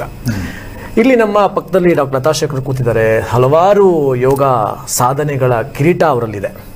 ಇನ್ನು ಯೋಗದ ಬಗ್ಗೆ ಹೇಳಬೇಕು ಅಂತಿದ್ರೆ ಫಸ್ಟು ಹೇಳ್ತಾರೆ, ಒಂದು ಮಂತ್ರನೇ ಬರುತ್ತೆ, ಯೋಗೇನ ಚಿತ್ತಸ್ಯ ಅಂತ ಹೇಳಿ. ಅಂದರೆ ಯೋಗ ಒಂದು ಚಿತ್ತದಲ್ಲಿ ಇರಬೇಕು, ಆವಾಗ ಮಾತ್ರ ಯೋಗದಿಂದ ಎಲ್ಲ ಆರೋಗ್ಯ ಸಮಸ್ಯೆಗಳನ್ನು ನಿವಾರಣೆ ಮಾಡಬಹುದು ಅಂಥೇಳಿ ನಾವು ಎಲ್ಲ ಒಂದು ಸಂಹಿತೆಗಳಲ್ಲಿ ನೋಡ್ತಾ ಬರ್ತೀವಿ. ಆಯುರ್ವೇದ ಶಾಸ್ತ್ರದಲ್ಲಿ ಸರ್ ಹೇಳಿದ್ರು, ಈಗ ಡಾಕ್ಟರ್ ಹೇಳಿದ್ರು ಮುದ್ರಾ ಚಿಕಿತ್ಸೆಗಳನ್ನು, ಇವೆಲ್ಲವೂ ಬಂದಿರೋದೇ ಯೋಗದಿಂದ. ಯೋಗ ಅಂತ ಹೇಳಿದ್ರೆ ಫಸ್ಟು ನಮ್ಮ ದೇಹವನ್ನು ಯಾವುದೇ ಒಂದು ಚಿಕಿತ್ಸೆಗೆ ತಯಾರು ಮಾಡಿಕೊಳ್ಳುವಂಥ ಒಂದು ಕ್ರಿಯೆ. ಈಗ ಉದಾಹರಣೆಗೆ ಆರ್ಥರೈಟಿಸ್ ಅಂತ ಹೇಳಿದ್ರು, ನಾವು ಸ್ವಲ್ಪ ಹಿಂದೆ ಹೋಗೋಣ. ಒಂದು ಸಣ್ಣ ಮಗು ಹುಟ್ಟದಾಗಲಿಂದ ಆ ಮಗು ಬೆಳಿಬೇಕು ಅಂತಿದ್ದಾಗ ತನ್ನ ತಾಯಿಯ ಪಾಲನೆ ಪೋಷಣೆ ಹೇಗಿರುತ್ತೆ ಅದೊಂದು ಯೋಗ, ಅದೇ ಒಂದು ಯೋಗದ ಪದ್ಧತಿ. ಈಗ ಮಗುವಿಗೆ ಕಾಲು ಸರಿ ಇಲ್ಲ, ಕಾಲಿಂಗ್ ಸೊಟ್ಟದಾಗ ಬರ್ತಾ ಇದೆ ಅಂದಾಗ ಆ ತಾಯಿ ಒಂದು ಹರಳೆಣ್ಣೆ ಹಚ್ಚಿಬಿಟ್ಟು ಅದನ್ನ ಸರಿ ಮಾಡ್ತಾ ಬರ್ತಾಳೆ. ಯಾಕೆ ಅಲ್ಲಿ ಸರಿ ಮಾಡ್ತಾ ಬರ್ತಾಳೆ ಅಂದ್ರೆ ಆ ಮಗುಗೆ ನಿಂತ್ಕೊಂಡು ಯೋಗ ಮಾಡಕ್ ಬರಲ್ಲ. ಅಂದ್ರೆ ತಾಯಿ ತನ್ನ ಮಗುಗೆ ಒಂದು ಶೇಪ್ ಕೊಡ್ತಾ ಬರ್ತಾಳೆ. ಮೂಗು ಸರಿ ಇಲ್ಲ ಅಥವಾ ಕಿವಿ ಸರಿ, ಏನೋ ಒಂದು ಆಕಾರಗಳನ್ನ ಕೊಡೋದಕ್ಕೆ ಯೋಗ ಅಂತ ಹೇಗೆ ಕರಿತೀವೋ ಹಾಗೆ ನಮ್ಮ ದೇಹವನ್ನ ಬೇರೆ ಒಂದು ಚಿಕಿತ್ಸೆಗಳಿಗೆ ಒಳಗಾಗಿಸ್ಕಿಂತ ಮುಂಚೆ ತಯಾರು ಮಾಡುವಂಥದ್ದು ಯೋಗ. ಉದಾಹರಣೆಗೆ ಆರ್ಥರೈಟಿಸ್ ಸಮಸ್ಯೆಗಳು, ಬೇರೆ ಬೇರೆ ತರದ ಹೆಸರುಗಳ ನಾಮಕರಣಗಳು ಆಗ್ತಾ ಇದೆ. ಆಗ್ಲಿ, ಇದೀಗ ಆಧುನಿಕ ಜೀವನ ಶೈಲಿಗೆ ಬೇಕಾಗಿರ್ತಕ್ಕಂಥದ್ದು ನಮ್ಮ ಜನಸಾಮಾನ್ಯರಿಗೆ ಅದೇ ಬೇಕು. ಆದರೆ ಪಾರಂಪರಿಕ ವೈದ್ಯ ಪದ್ಧತಿ ಅಂದ್ರೆ ಏನು? ಹಿಂದಿನ ಕಾಲದಿಂದ ರಾಜ ಮನೆತನದಿಂದ ಹಿಡಿದು ರಾಜ್ಯ ವೈದ್ಯರಿಂದ ಹಿಡಿದು ಕಮ್ಮಾರನ ಮನೆವರೆಗೂ ಬರ್ತಿರ್ತಕ್ಕಂಥ ವೈದ್ಯರು ಯಾರು? ಪಾರಂಪರಿಕ ವೈದ್ಯರುಗಳು. ಅವ್ರು ಏನ್ ಮಾಡ್ತಾ ಇದ್ರು, ಒಂದು ಸಣ್ಣ ಸಮಸ್ಯೆ ಇದ್ರೂ ಕೂಡ ಕೈಯಲ್ಲಿರೋ ನಾಡಿ ಹಿಡಿದು ಅದರ ಸಮಸ್ಯೆಗಳಿಗೆ ಏನು ಪರಿಹಾರಗಳನ್ನಂತ ಕೊಡ್ತಾ ಇದ್ರು. ಆ ಒಂದು ದಿಸೆಯಲ್ಲಿ ನೋಡ್ತಾ ಹೋದ್ರೆ ಈಗ ಹಿಂದಿನ ಕಾಲದಲ್ಲಿ ತುಂಬಾ ಜನಕ್ಕೆ ಈ ಸಮಸ್ಯೆಗಳೇ ಇಲ್ಲ. ನಾವು ಬೇಕಾದ್ರೆ ಯಾವ್ದು ಉಲ್ಲೇಖಗಳು ಕೂಡ ಇಲ್ಲ, ಇಲ್ಲಿವರೆಗೂ ಯಾವ ಮೆಡಿಸಿನ್ಸ್ ಕೂಡ ಕಂಡು ಹಿಡಿದಿಲ್ಲ. ಆ ಒಂದು ಸಮಸ್ಯೆಗಳು ಬಂದಾಗ ಆ ಸಮಸ್ಯೆಯಿಂದ ಹೊರಗಡೆ ಬರೋದು ಕಷ್ಟ ಈಗಿನ ಪರಿಸ್ಥಿತಿಯಲ್ಲಿ. ಆದ್ರೆ ಯೋಗ ಆಗಿರ್ಬೋದು, ಮುದ್ರಾ ಆಗಿರ್ಬೋದು, ಇವೆಲ್ಲ ಏನಾಗುತ್ತಂದ್ರೆ ಆ ಮನುಷ್ಯನ ಒಂದು ಸಿವಿಯಾರಿಟಿ ಅಂತ ಕರೀತಾರೆ. ಈಗ ನಡಿಲಿಕ್ಕೆ ಬರಲ್ಲ ವ್ಯಕ್ತಿ ಅಂತ ಹೇಳಿದ್ರೆ ಯೋಗದಿಂದ ನಡೆಸಬಹುದು, ಮುದ್ರಾದಿಂದ ಉಸಿರಾಡಿಸಬಹುದು, ಕೆಲವೊಂದು ಗಿಡಮೂಲಿಕೆ ಔಷಧಿಗಳಿಂದ ಬದುಕಿಸಬಹುದು ಅಂತ ಹೇಳಿದಾಗ 5 ವರ್ಷ ಬದುಕೋ ವ್ಯಕ್ತಿ 10 ವರ್ಷಕ್ಕೆ ಹೋಗ್ಬಹುದು. ಬದುಕು ಅಂತ ಹೇಳಿದ್ರೆ ಇದೊಂದು ಹೇಳೋದಕ್ಕೆ ಇಷ್ಟಪಡ್ತೀನಿ ನಾನು.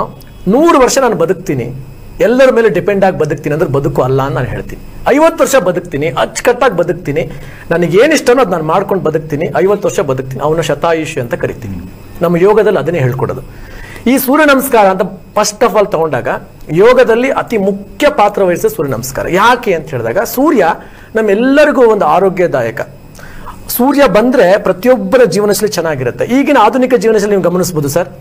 ಈಗ ಯಾರೋ ಒಬ್ರು ಬೆಳಗ್ಗೆ ಯಾವಾಗ, ರಾತ್ರಿ ಯಾವಾಗ ಆಗ್ತಿದೆ, ಬೆಳಗ್ಗೆ ಯಾವಾಗ ಆಗ್ತಿದೆ ಅನ್ನೋದೇ ಗೊತ್ತಾಗ್ತಾ ಇಲ್ಲ. ಅಂತ ಜೀವನ ಶೈಲಿಯಲ್ಲಿ ನಾವು ಹಣದ ಹಿಂದೆ ಹೋಗ್ತಾ ಇದ್ದೀವಿ, ಆರೋಗ್ಯನ ಮರ್ತು ಬಿಟ್ಟಿದ್ದೀವಿ. ಆರೋಗ್ಯ ಅನ್ನೋದನ್ನ ಆಪ್ಷನ್ ಇಟ್ಬಿಟ್ಟಿದ್ದೀವಿ. ನಾವು ಶೆಡ್ಯೂಲಿಂಗ್ ಹೆಂಗ್ ಮಾಡ್ತೀವಿ ಅಂದ್ರೆ, ನಾವು ಯಾರಿಗೆ ಕೇಳಿ, ನಮ್ಮ ಸಂಸ್ಥೆಗೆ ಬರೋ ಪ್ರತಿಯೊಬ್ಬ ಯಾರಿಗೆ ಕೇಳಿದ್ರು ನಿಮ್ ಶೆಡ್ಯೂಲ್ ಏನ್ರಿ ಅಂದ್ರೆ, ಸರ್ ಟೈಮ್ ಇಲ್ಲ ಸರ್. ಮೇಡಮ್ ಹೇಳ್ತಾರೆ, ಡಾಕ್ಟ್ರೇ ನಂಗೆ ಟೈಮ್ ಇಲ್ಲ, ಏನ್ ಮಾಡೋದು? ಹಾಗಾಗಿ ಮುದ್ರಾ ಕಂಡು ಹಿಡಿದ್ರು. ಮುದ್ರಾದಲ್ಲಿ ಸಮಯನೇ ಬೇಡ ನಿಮ್ಗೆ, ನೋ ರೂಲ್ಸ್ ಅಂಡ್ ರೆಗ್ಯುಲೇಷನ್ಸ್, ಯಾವಾಗ ಮಾಡ್ಬೋದು. ಸೂರ್ಯ ನಮಸ್ಕಾರವನ್ನ ಬೆಳಗಿನ ಅವಧಿಯಲ್ಲಿ ಸೂರ್ಯನ ಶಾಖ ನಮ್ಮ ಮೇಲೆ ಬಿದ್ದು ಮಾಡ್ತಾ ಹೋದಾಗ ಯಾವುದೇ ರೀತಿ ಆರ್ಥರೈಟಿಸ್ ಬರೋಕೆ ಆರಂಭ ಇದ್ರೂ ಕೂಡ ತಡಿಬಹುದು. ಓಕೆ, ಇದು ಒಂದು ಹಂತ. ಮೇಡಮ್ ಈಗ ಹೇಳಿ, ಒಂದ್ ಕಡೆ ಆಯುರ್ವೇದ ಆಯ್ತು, ಯೋಗದ ಮೂಲಕ ಆಯ್ತು, ತಾವು ಮುದ್ರೆ ಹೇಳ್ತಾ ಇದ್ರಿ. ಆದ್ರೆ ಈಗಿನ ನಾವು ಯಾವುದೇ ವೈದ್ಯರು ಹೇಳ್ತಾ ಇದ್ರು ಸಹಿತ ನಮ್ಮ ಜೀವನ ಅನಾರೋಗ್ಯ ಆಗೋದಕ್ಕೆ ಮೂಲ ಕಾರಣ ಏನಂತಂದ್ರೆ ಆಹಾರ ಅಂತ ಹೇಳ್ತಾರೆ. ಅದು ಹಲವಾರು ಬಾರಿ ಇದೆ. ಯಾಕಂದ್ರೆ ಇತ್ತೀಚಿನ ದಿನಗಳಲ್ಲಿ ಆರಂಭ ಆಗ್ತಾ ಇರೋದು ಜಂಕ್ ಫುಡ್ಸ್ ಕೂಡ. ಅಂದ್ರೆ ಯಾರು 40-45 ವರ್ಷದ ಮೇಲ್ಪಟ್ಟವ್ರು ಯಾರಿದ್ದಾರೆ ಅವ್ರಿಗೆ ನಮ್ಮ ಸಾಂಪ್ರದಾಯಿಕ ಆಹಾರ ಏನು, ಅದರ ವ್ಯಾಲ್ಯೂ ಮೌಲ್ಯಗಳು ಏನು ಅಂತ ಗೊತ್ತಿದೆ, ರುಚಿ ಏನಿದೆ ಅಂತ ಗೊತ್ತಿದೆ. 40 ವರ್ಷ ಒಳಗಡೆ ಇರೋರು ಬಂದ್ರೆ ಜಂಕ್ ಫುಡ್ಸ್ಗಳು ಜಾಸ್ತಿ ಆಗ್ತಾ ಇದೆ. ಕಾಯಿಲೆಗಳು ಒಂದು 60 ವರ್ಷದಲ್ಲಿ ಆರಂಭ ಆಗ್ತಾ ಇರುವಂತಹ ಕಾಯಿಲೆಗಳು ಈಗೆಲ್ಲ 30-35ಕ್ಕೆ ಆರಂಭ ಆಗ್ತಾ ಇದೆ.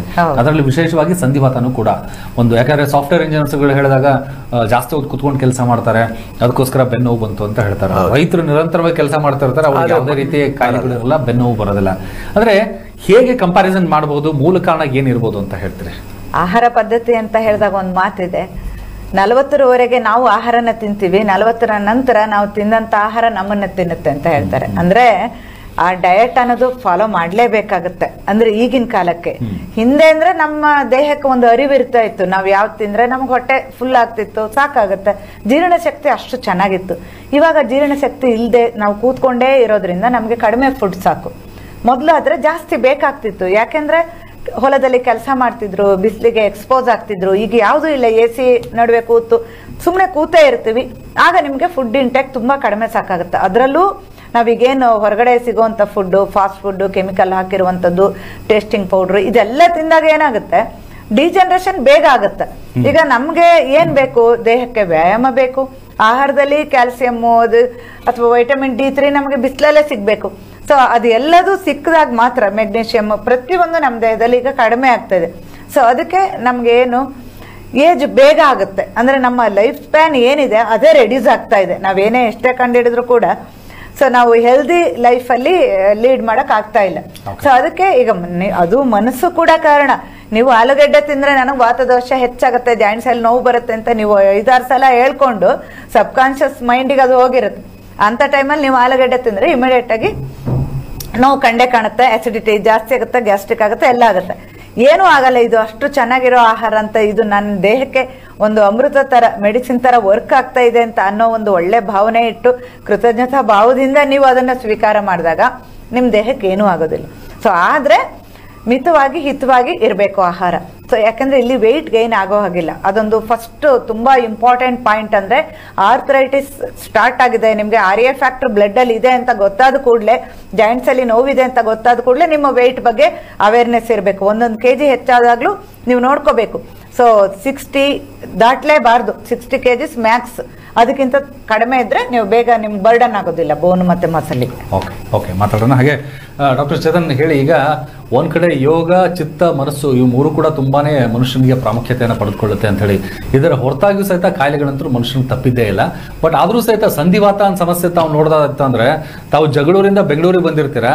ಜಗಳೂರಿನ ಜೀವನ ಶೈಲಿನೇ ಬೇರೆ ಇರುತ್ತೆ, ಬೆಂಗಳೂರಿನ ಜೀವನ ಶೈಲಿನೇ ಬೇರೆ ಇರುತ್ತೆ. ಬೆಂಗಳೂರಲ್ಲಿ ಬರುವಂತಹ ಪೇಷಂಟ್ಸ್ಗಳಿಗೆ ತಾವು ಮೆಜಾರಿಟಿ ಆಫ್ ಪೇಷಂಟ್ಸ್ಗಳನ್ನು ತಾವು ನೋಡಿದಾಗ ಈ ಸಂಧಿವಾತ ಸಮಸ್ಯೆಗಳು ಬಂದಾಗ ಮೂಲ ಕಾರಣ ಏನಿರುತ್ತೆ, ಯಾವ ರೀತಿ ಅವ್ರು ನಿಮ್ಮ ಹತ್ರ ಶೇರ್ ಮಾಡಿರ್ತಾರೆ, ಕಾರಣಗಳು ಏನಂತ ಹೇಳ್ಬೋದಾ?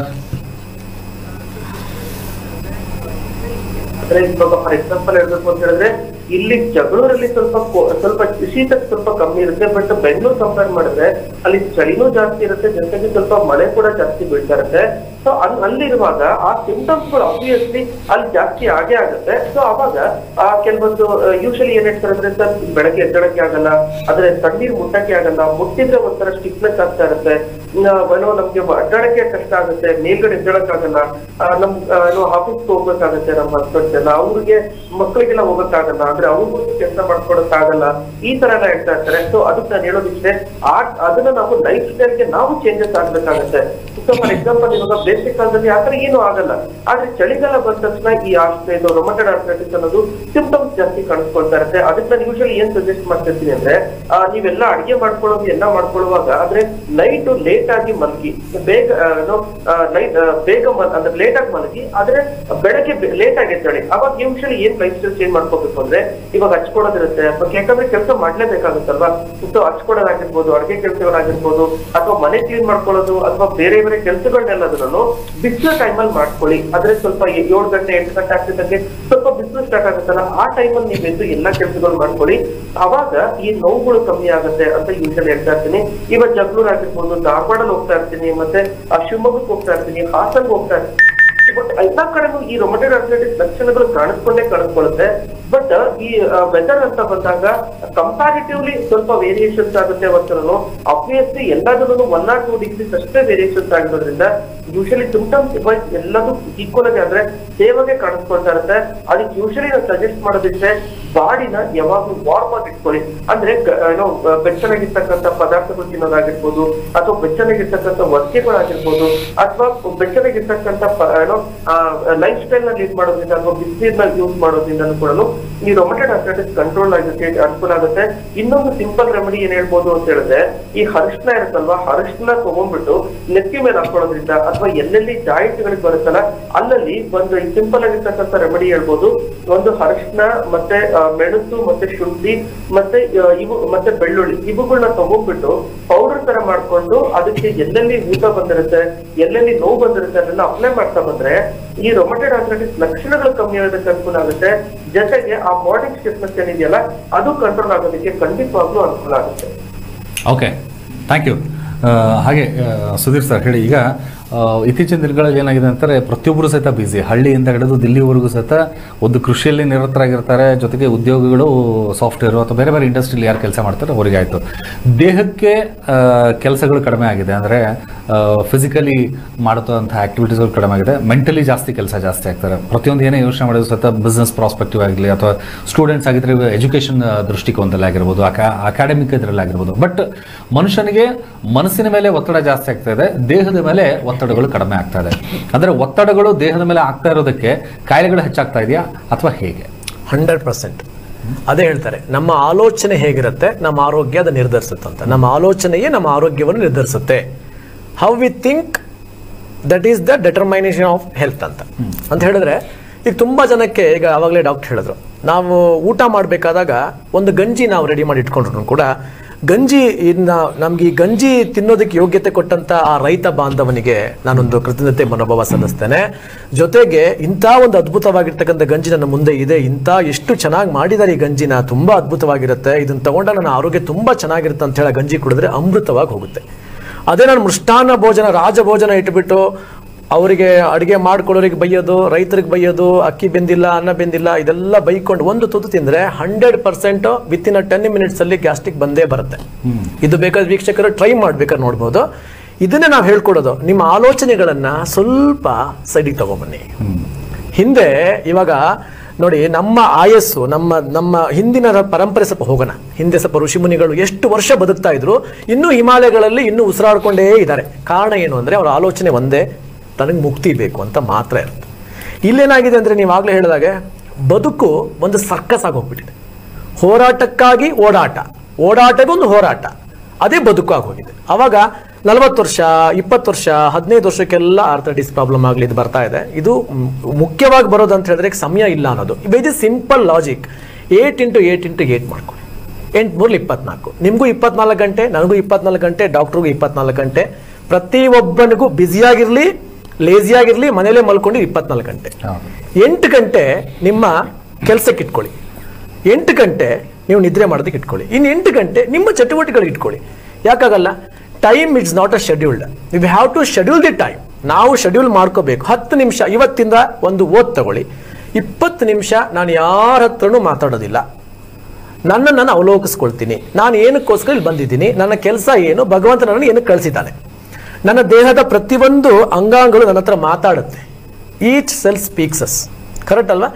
ಈಗ ನಾವು ಸ್ವಾಮಿ ವಿವೇಕಾನಂದ ಹೇಳ್ತಾರೆ, ಒಂದು ಗಾಯ ಇಲ್ಲಿದ್ರೆ ಅದನ್ನ 3 ತಿಂಗಳ ತನಕ ಆ ಗಾಯ ವಾಸಿ ಆಗುತ್ತೆ. ನೀನು ತುಂಬಾ ಇಷ್ಟು ವರ್ಷ ನೀನು ಚೆನ್ನಾಗಿ ನೋಡ್ಕೊಂಡಿದ್ಯಾ, ನೀನು ಇದು ನೀನೇ ವಾಸಿ ಮಾಡ್ಕೋ ಅಂತ ಹೇಳಿದಾಗ ಅದು ವಾಸಿ ಆಗಿದೆ.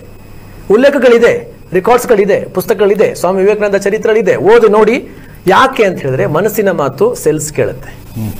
ಅದನ್ನೇ ಧ್ಯಾನ ಅಂತ ಕರೆಯೋದು. ಧ್ಯಾನದಲ್ಲಿ ಕೂತ್ಕೊಂಡಾಗ ನಾವು 10 ನಿಮಿಷ ಕೂತ್ಕೊಂಡು ನಮ್ಮನ್ನ ಅವಲೋಕನ ಮಾಡ್ಕೊಂಡಾಗ ಎಂಥದೋ ಒಂದು ಒಳ್ಳೆ ದಾರಿ ನಮಗೆ ಗೊತ್ತಾಗುತ್ತೆ. ಇಲ್ಲಿಗೆ ಹೋಗ್ಬೇಕು, ಇದನ್ನೇ ಮಾಡ್ಬೇಕು, ಇದನ್ನೇ. ಇವಾಗ ಮಾಡ್ತಿರೋದೆಲ್ಲವೂ ತಪ್ಪೆ.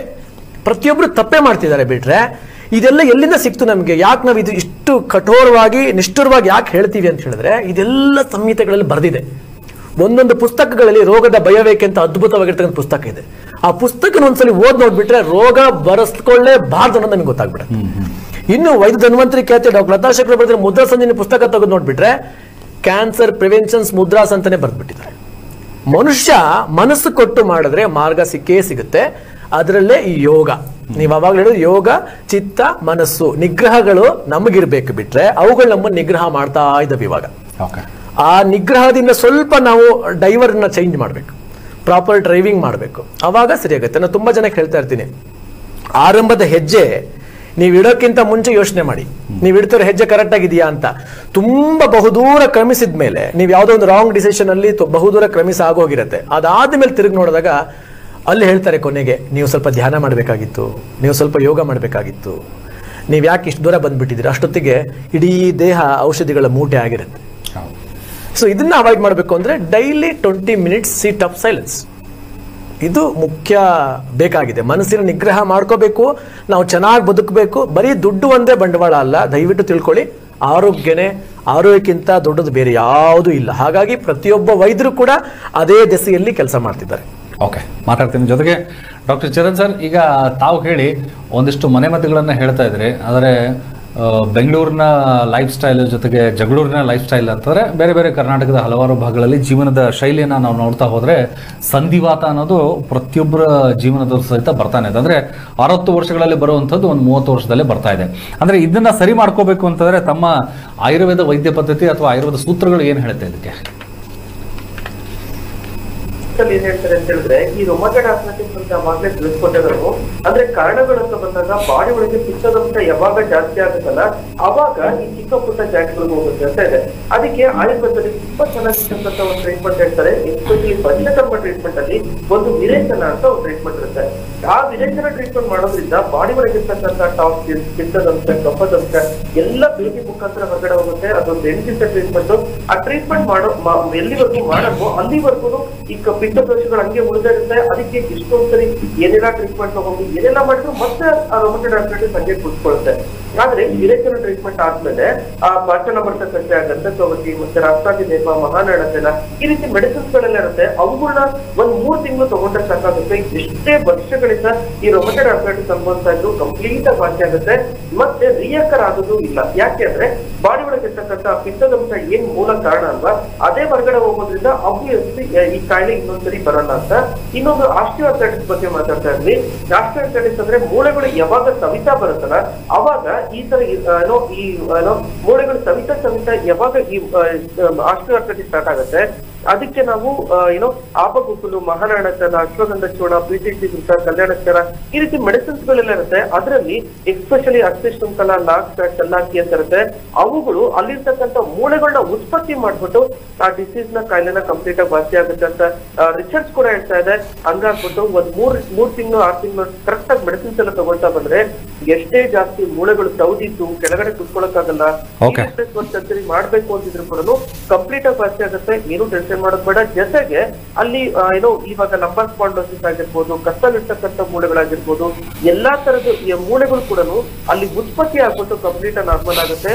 ಜೊತೆಗೆ ಎಷ್ಟೊಂದು ಮನೆ ಮದ್ದುಗಳು ಕೂಡ ಆಯುರ್ವೇದದಲ್ಲಿ ಹೇಳ್ತಾರೆ.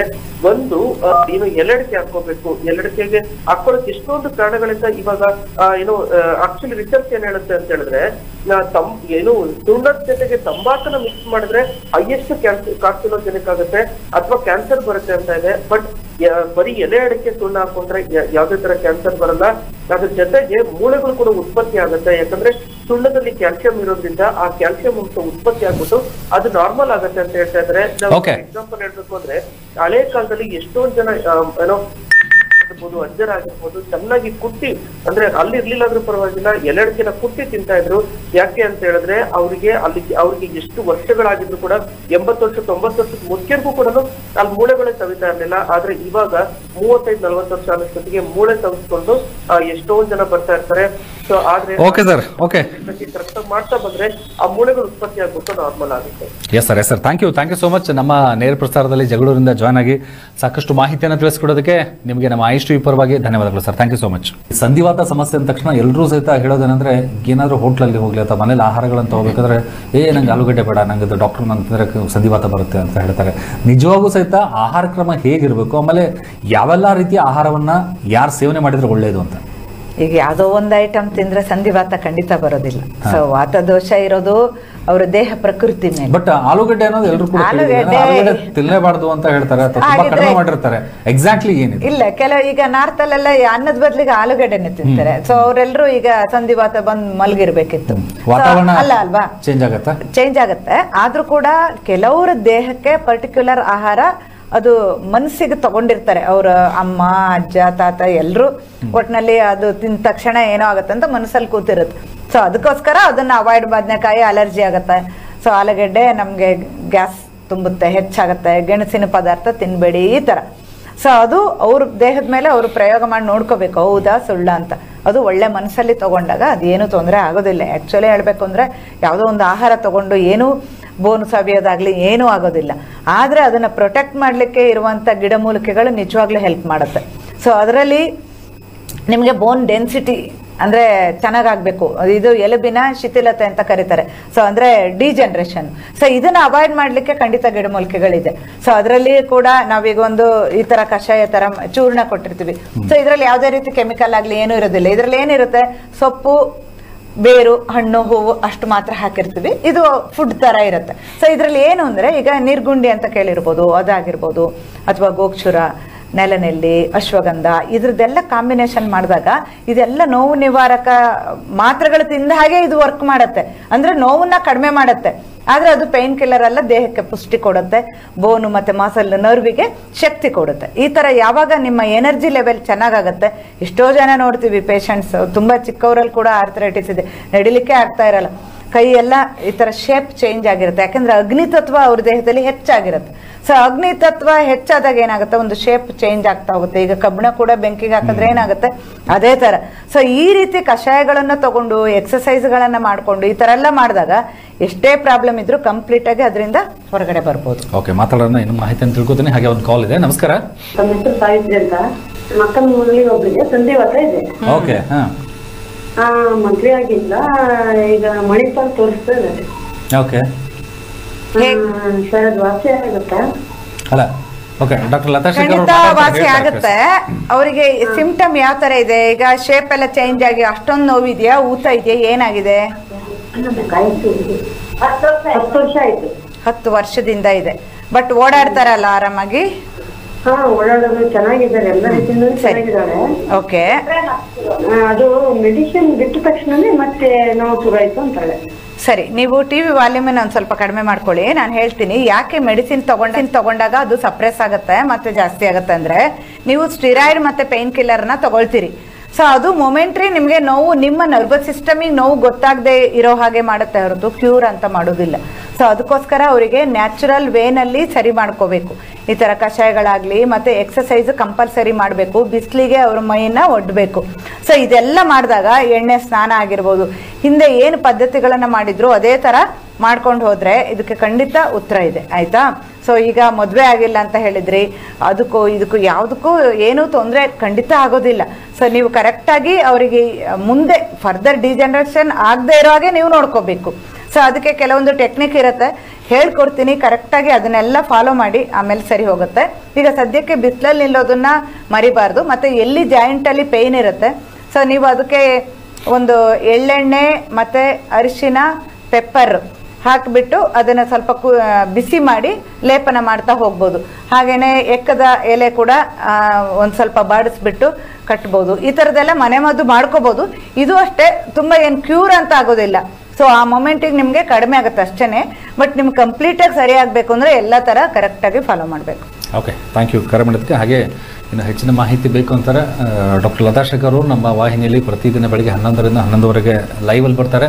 ಚಿಕಿತ್ಸೆ ಮಾಹಿತಿ ಜೊತೆಗೆ ಅವ್ರ ಡೀಟೇಲ್ಸ್ಗಳನ್ನು ಎಲ್ಲವೂ ಸಹಿತ ತಾವು ಪಡ್ಕೊಂಡು ತಮ್ಮಲ್ಲಿರುವಂಥ ಸಂಧಿವಾತವನ್ನು ಗುಣ ಮಾಡ್ಕೋಬೋದು ಅಂತ ಹೇಳ್ತಾ, ಹಾಗೆ ಸರ್ ಮೇಡಮ್ ಹೇಳ್ತಾ ಇದ್ರು ಯಾವೆಲ್ಲ ಆಹಾರವನ್ನು ತೆಗೆದುಕೊಳ್ಬೇಕು ಅಂತ ಹೇಳಿ. ಬಟ್ ತಾವು ಡಯಟ್ ಬಗ್ಗೆ ಹೇಳೋದಾಯ್ತಾರೆ, ಆಹಾರವನ್ನು ಯಾವ ಕ್ರಮದಲ್ಲಿ ತಗೋಬೇಕು, ಎಷ್ಟು ಕ್ವಾಂಟಿಟಿಯಲ್ಲಿ ತಗೋಬೇಕು, ಇತಿಮಿತಿಯಾಗಿ ಯಾವ ರೀತಿ ಆಹಾರವನ್ನು ಸೇವನೆ ಮಾಡಬೇಕು ಅಂತ ಹೇಳಿ, ಎಸ್ಪೆಷಲಿ ಸಂಧಿವಾತದಿಂದ ಬಳಲ್ತಾ ಇರೋರಿಗೆ ತಮ್ಮ ಶೆಡ್ಯೂಲ್ ಏನು ಹೇಳಿ. ಆಕ್ಚುಲಿ ಏನಂತ ಹೇಳಿದ್ರೆ, ಈಗ ಆಹಾರ ಪದ್ಧತಿ ಬದಲಾಗಿರೋದಕ್ಕೆ ಮುಖ್ಯ ಕಾರಣ ಏನು ಅಂತ ಹೇಳಿದ್ರೆ, ಬೆಂಗಳೂರಲ್ಲಿ ಮಂಗಳೂರು ಫುಡ್ ಸಿಗುತ್ತೆ, ಹುಬ್ಬಳ್ಳಿಯಲ್ಲಿ ಬೆಂಗಳೂರು ಫುಡ್ ಸಿಗುತ್ತೆ, ಬೆಂಗಳೂರಲ್ಲೂ ಕೂಡ ಹುಬ್ಬಳ್ಳಿ ಫುಡ್ ಸಿಗುತ್ತೆ. ಅವಾಗ ಕೆಲವೊಂದು ಹೇಳ್ತಾರೆ ಆಲೂಗಡ್ಡೆ ತಿಂದುಬಿಟ್ರೆ ವಾತ ಆಗ್ಬಿಡತ್ತೆ, ಅಥವಾ ಬದನೆಕಾಯಿ ತಿಂದುಬಿಟ್ರೆ ಇನ್ನೊಂದೇನು ಅಲರ್ಜಿ ಆಗುತ್ತೆ ಅಂತ. ನಿಮ್ಮ ಉತ್ತರ ಕನ್ನಡ ಕಡೆಗೆ ಏನು ಮಾಡ್ತೀವಿ, ಬದನೆಕಾಯಿ ಪಲ್ಯ ಅಂತ ಹೇಳಿದ್ರೆ ತುಂಬ ಶ್ರೇಷ್ಠ, ರೊಟ್ಟಿ ಜೊತೆಗೆ ಬೇಕೇ ಬೇಕು. ಅದೇ ಮಂಗಳೂರು ಕಡೆಗೆ ಹೋದ್ರೆ ಸ್ವಲ್ಪ ಕುಚ್ಚಲಕ್ಕಿ ಗಂಜಿ ಬೇಕೇ ಬೇಕು. ಕುಚ್ಚಲಕ್ಕಿ ಗಂಜಿ ಇಲ್ಲದೆ ಊಟನೇ ಮಾಡಲ್ಲ. ಇನ್ನು ಬೆಂಗಳೂರು ಕಡೆಗೆ ಬಂದಾಗ ಗೊತ್ತು, ಇಡ್ಲಿ ವಡೆ ಈ ಥರ ಇರುತ್ತೆ. ನಾವು ಯಾವಾಗ ನಮ್ಮ ಏನಿವಾಗ ಒಂದು ಎನ್ವೈರನ್ಮೆಂಟಲ್ ಇದೆ ಅದಕ್ಕೆ ವಿರುದ್ಧವಾಗಿ ಕೆಲವೊಂದು ಫುಡ್ ಹ್ಯಾಬಿಟ್ಗಳನ್ನ ನಾವು ರೂಢಿ ಮಾಡ್ಕೊಂಡಿದ್ದೀವಿ. ಅದು ಒಂದು main cause for the disease ಅಂತ ಹೇಳ್ಬೋದು. ನಮ್ಮ ದೇಹದಲ್ಲಿ ಉಂಟಾಗುವಂಥ ಬದಲಾವಣೆಗಳು ನಮ್ಮ ನಿಸರ್ಗಕ್ಕೆ ಪೂರಕವಾಗಿರ್ಬೇಕು ವಿನಃ ಅದು ಬದಲಾಗ್ತದೆ.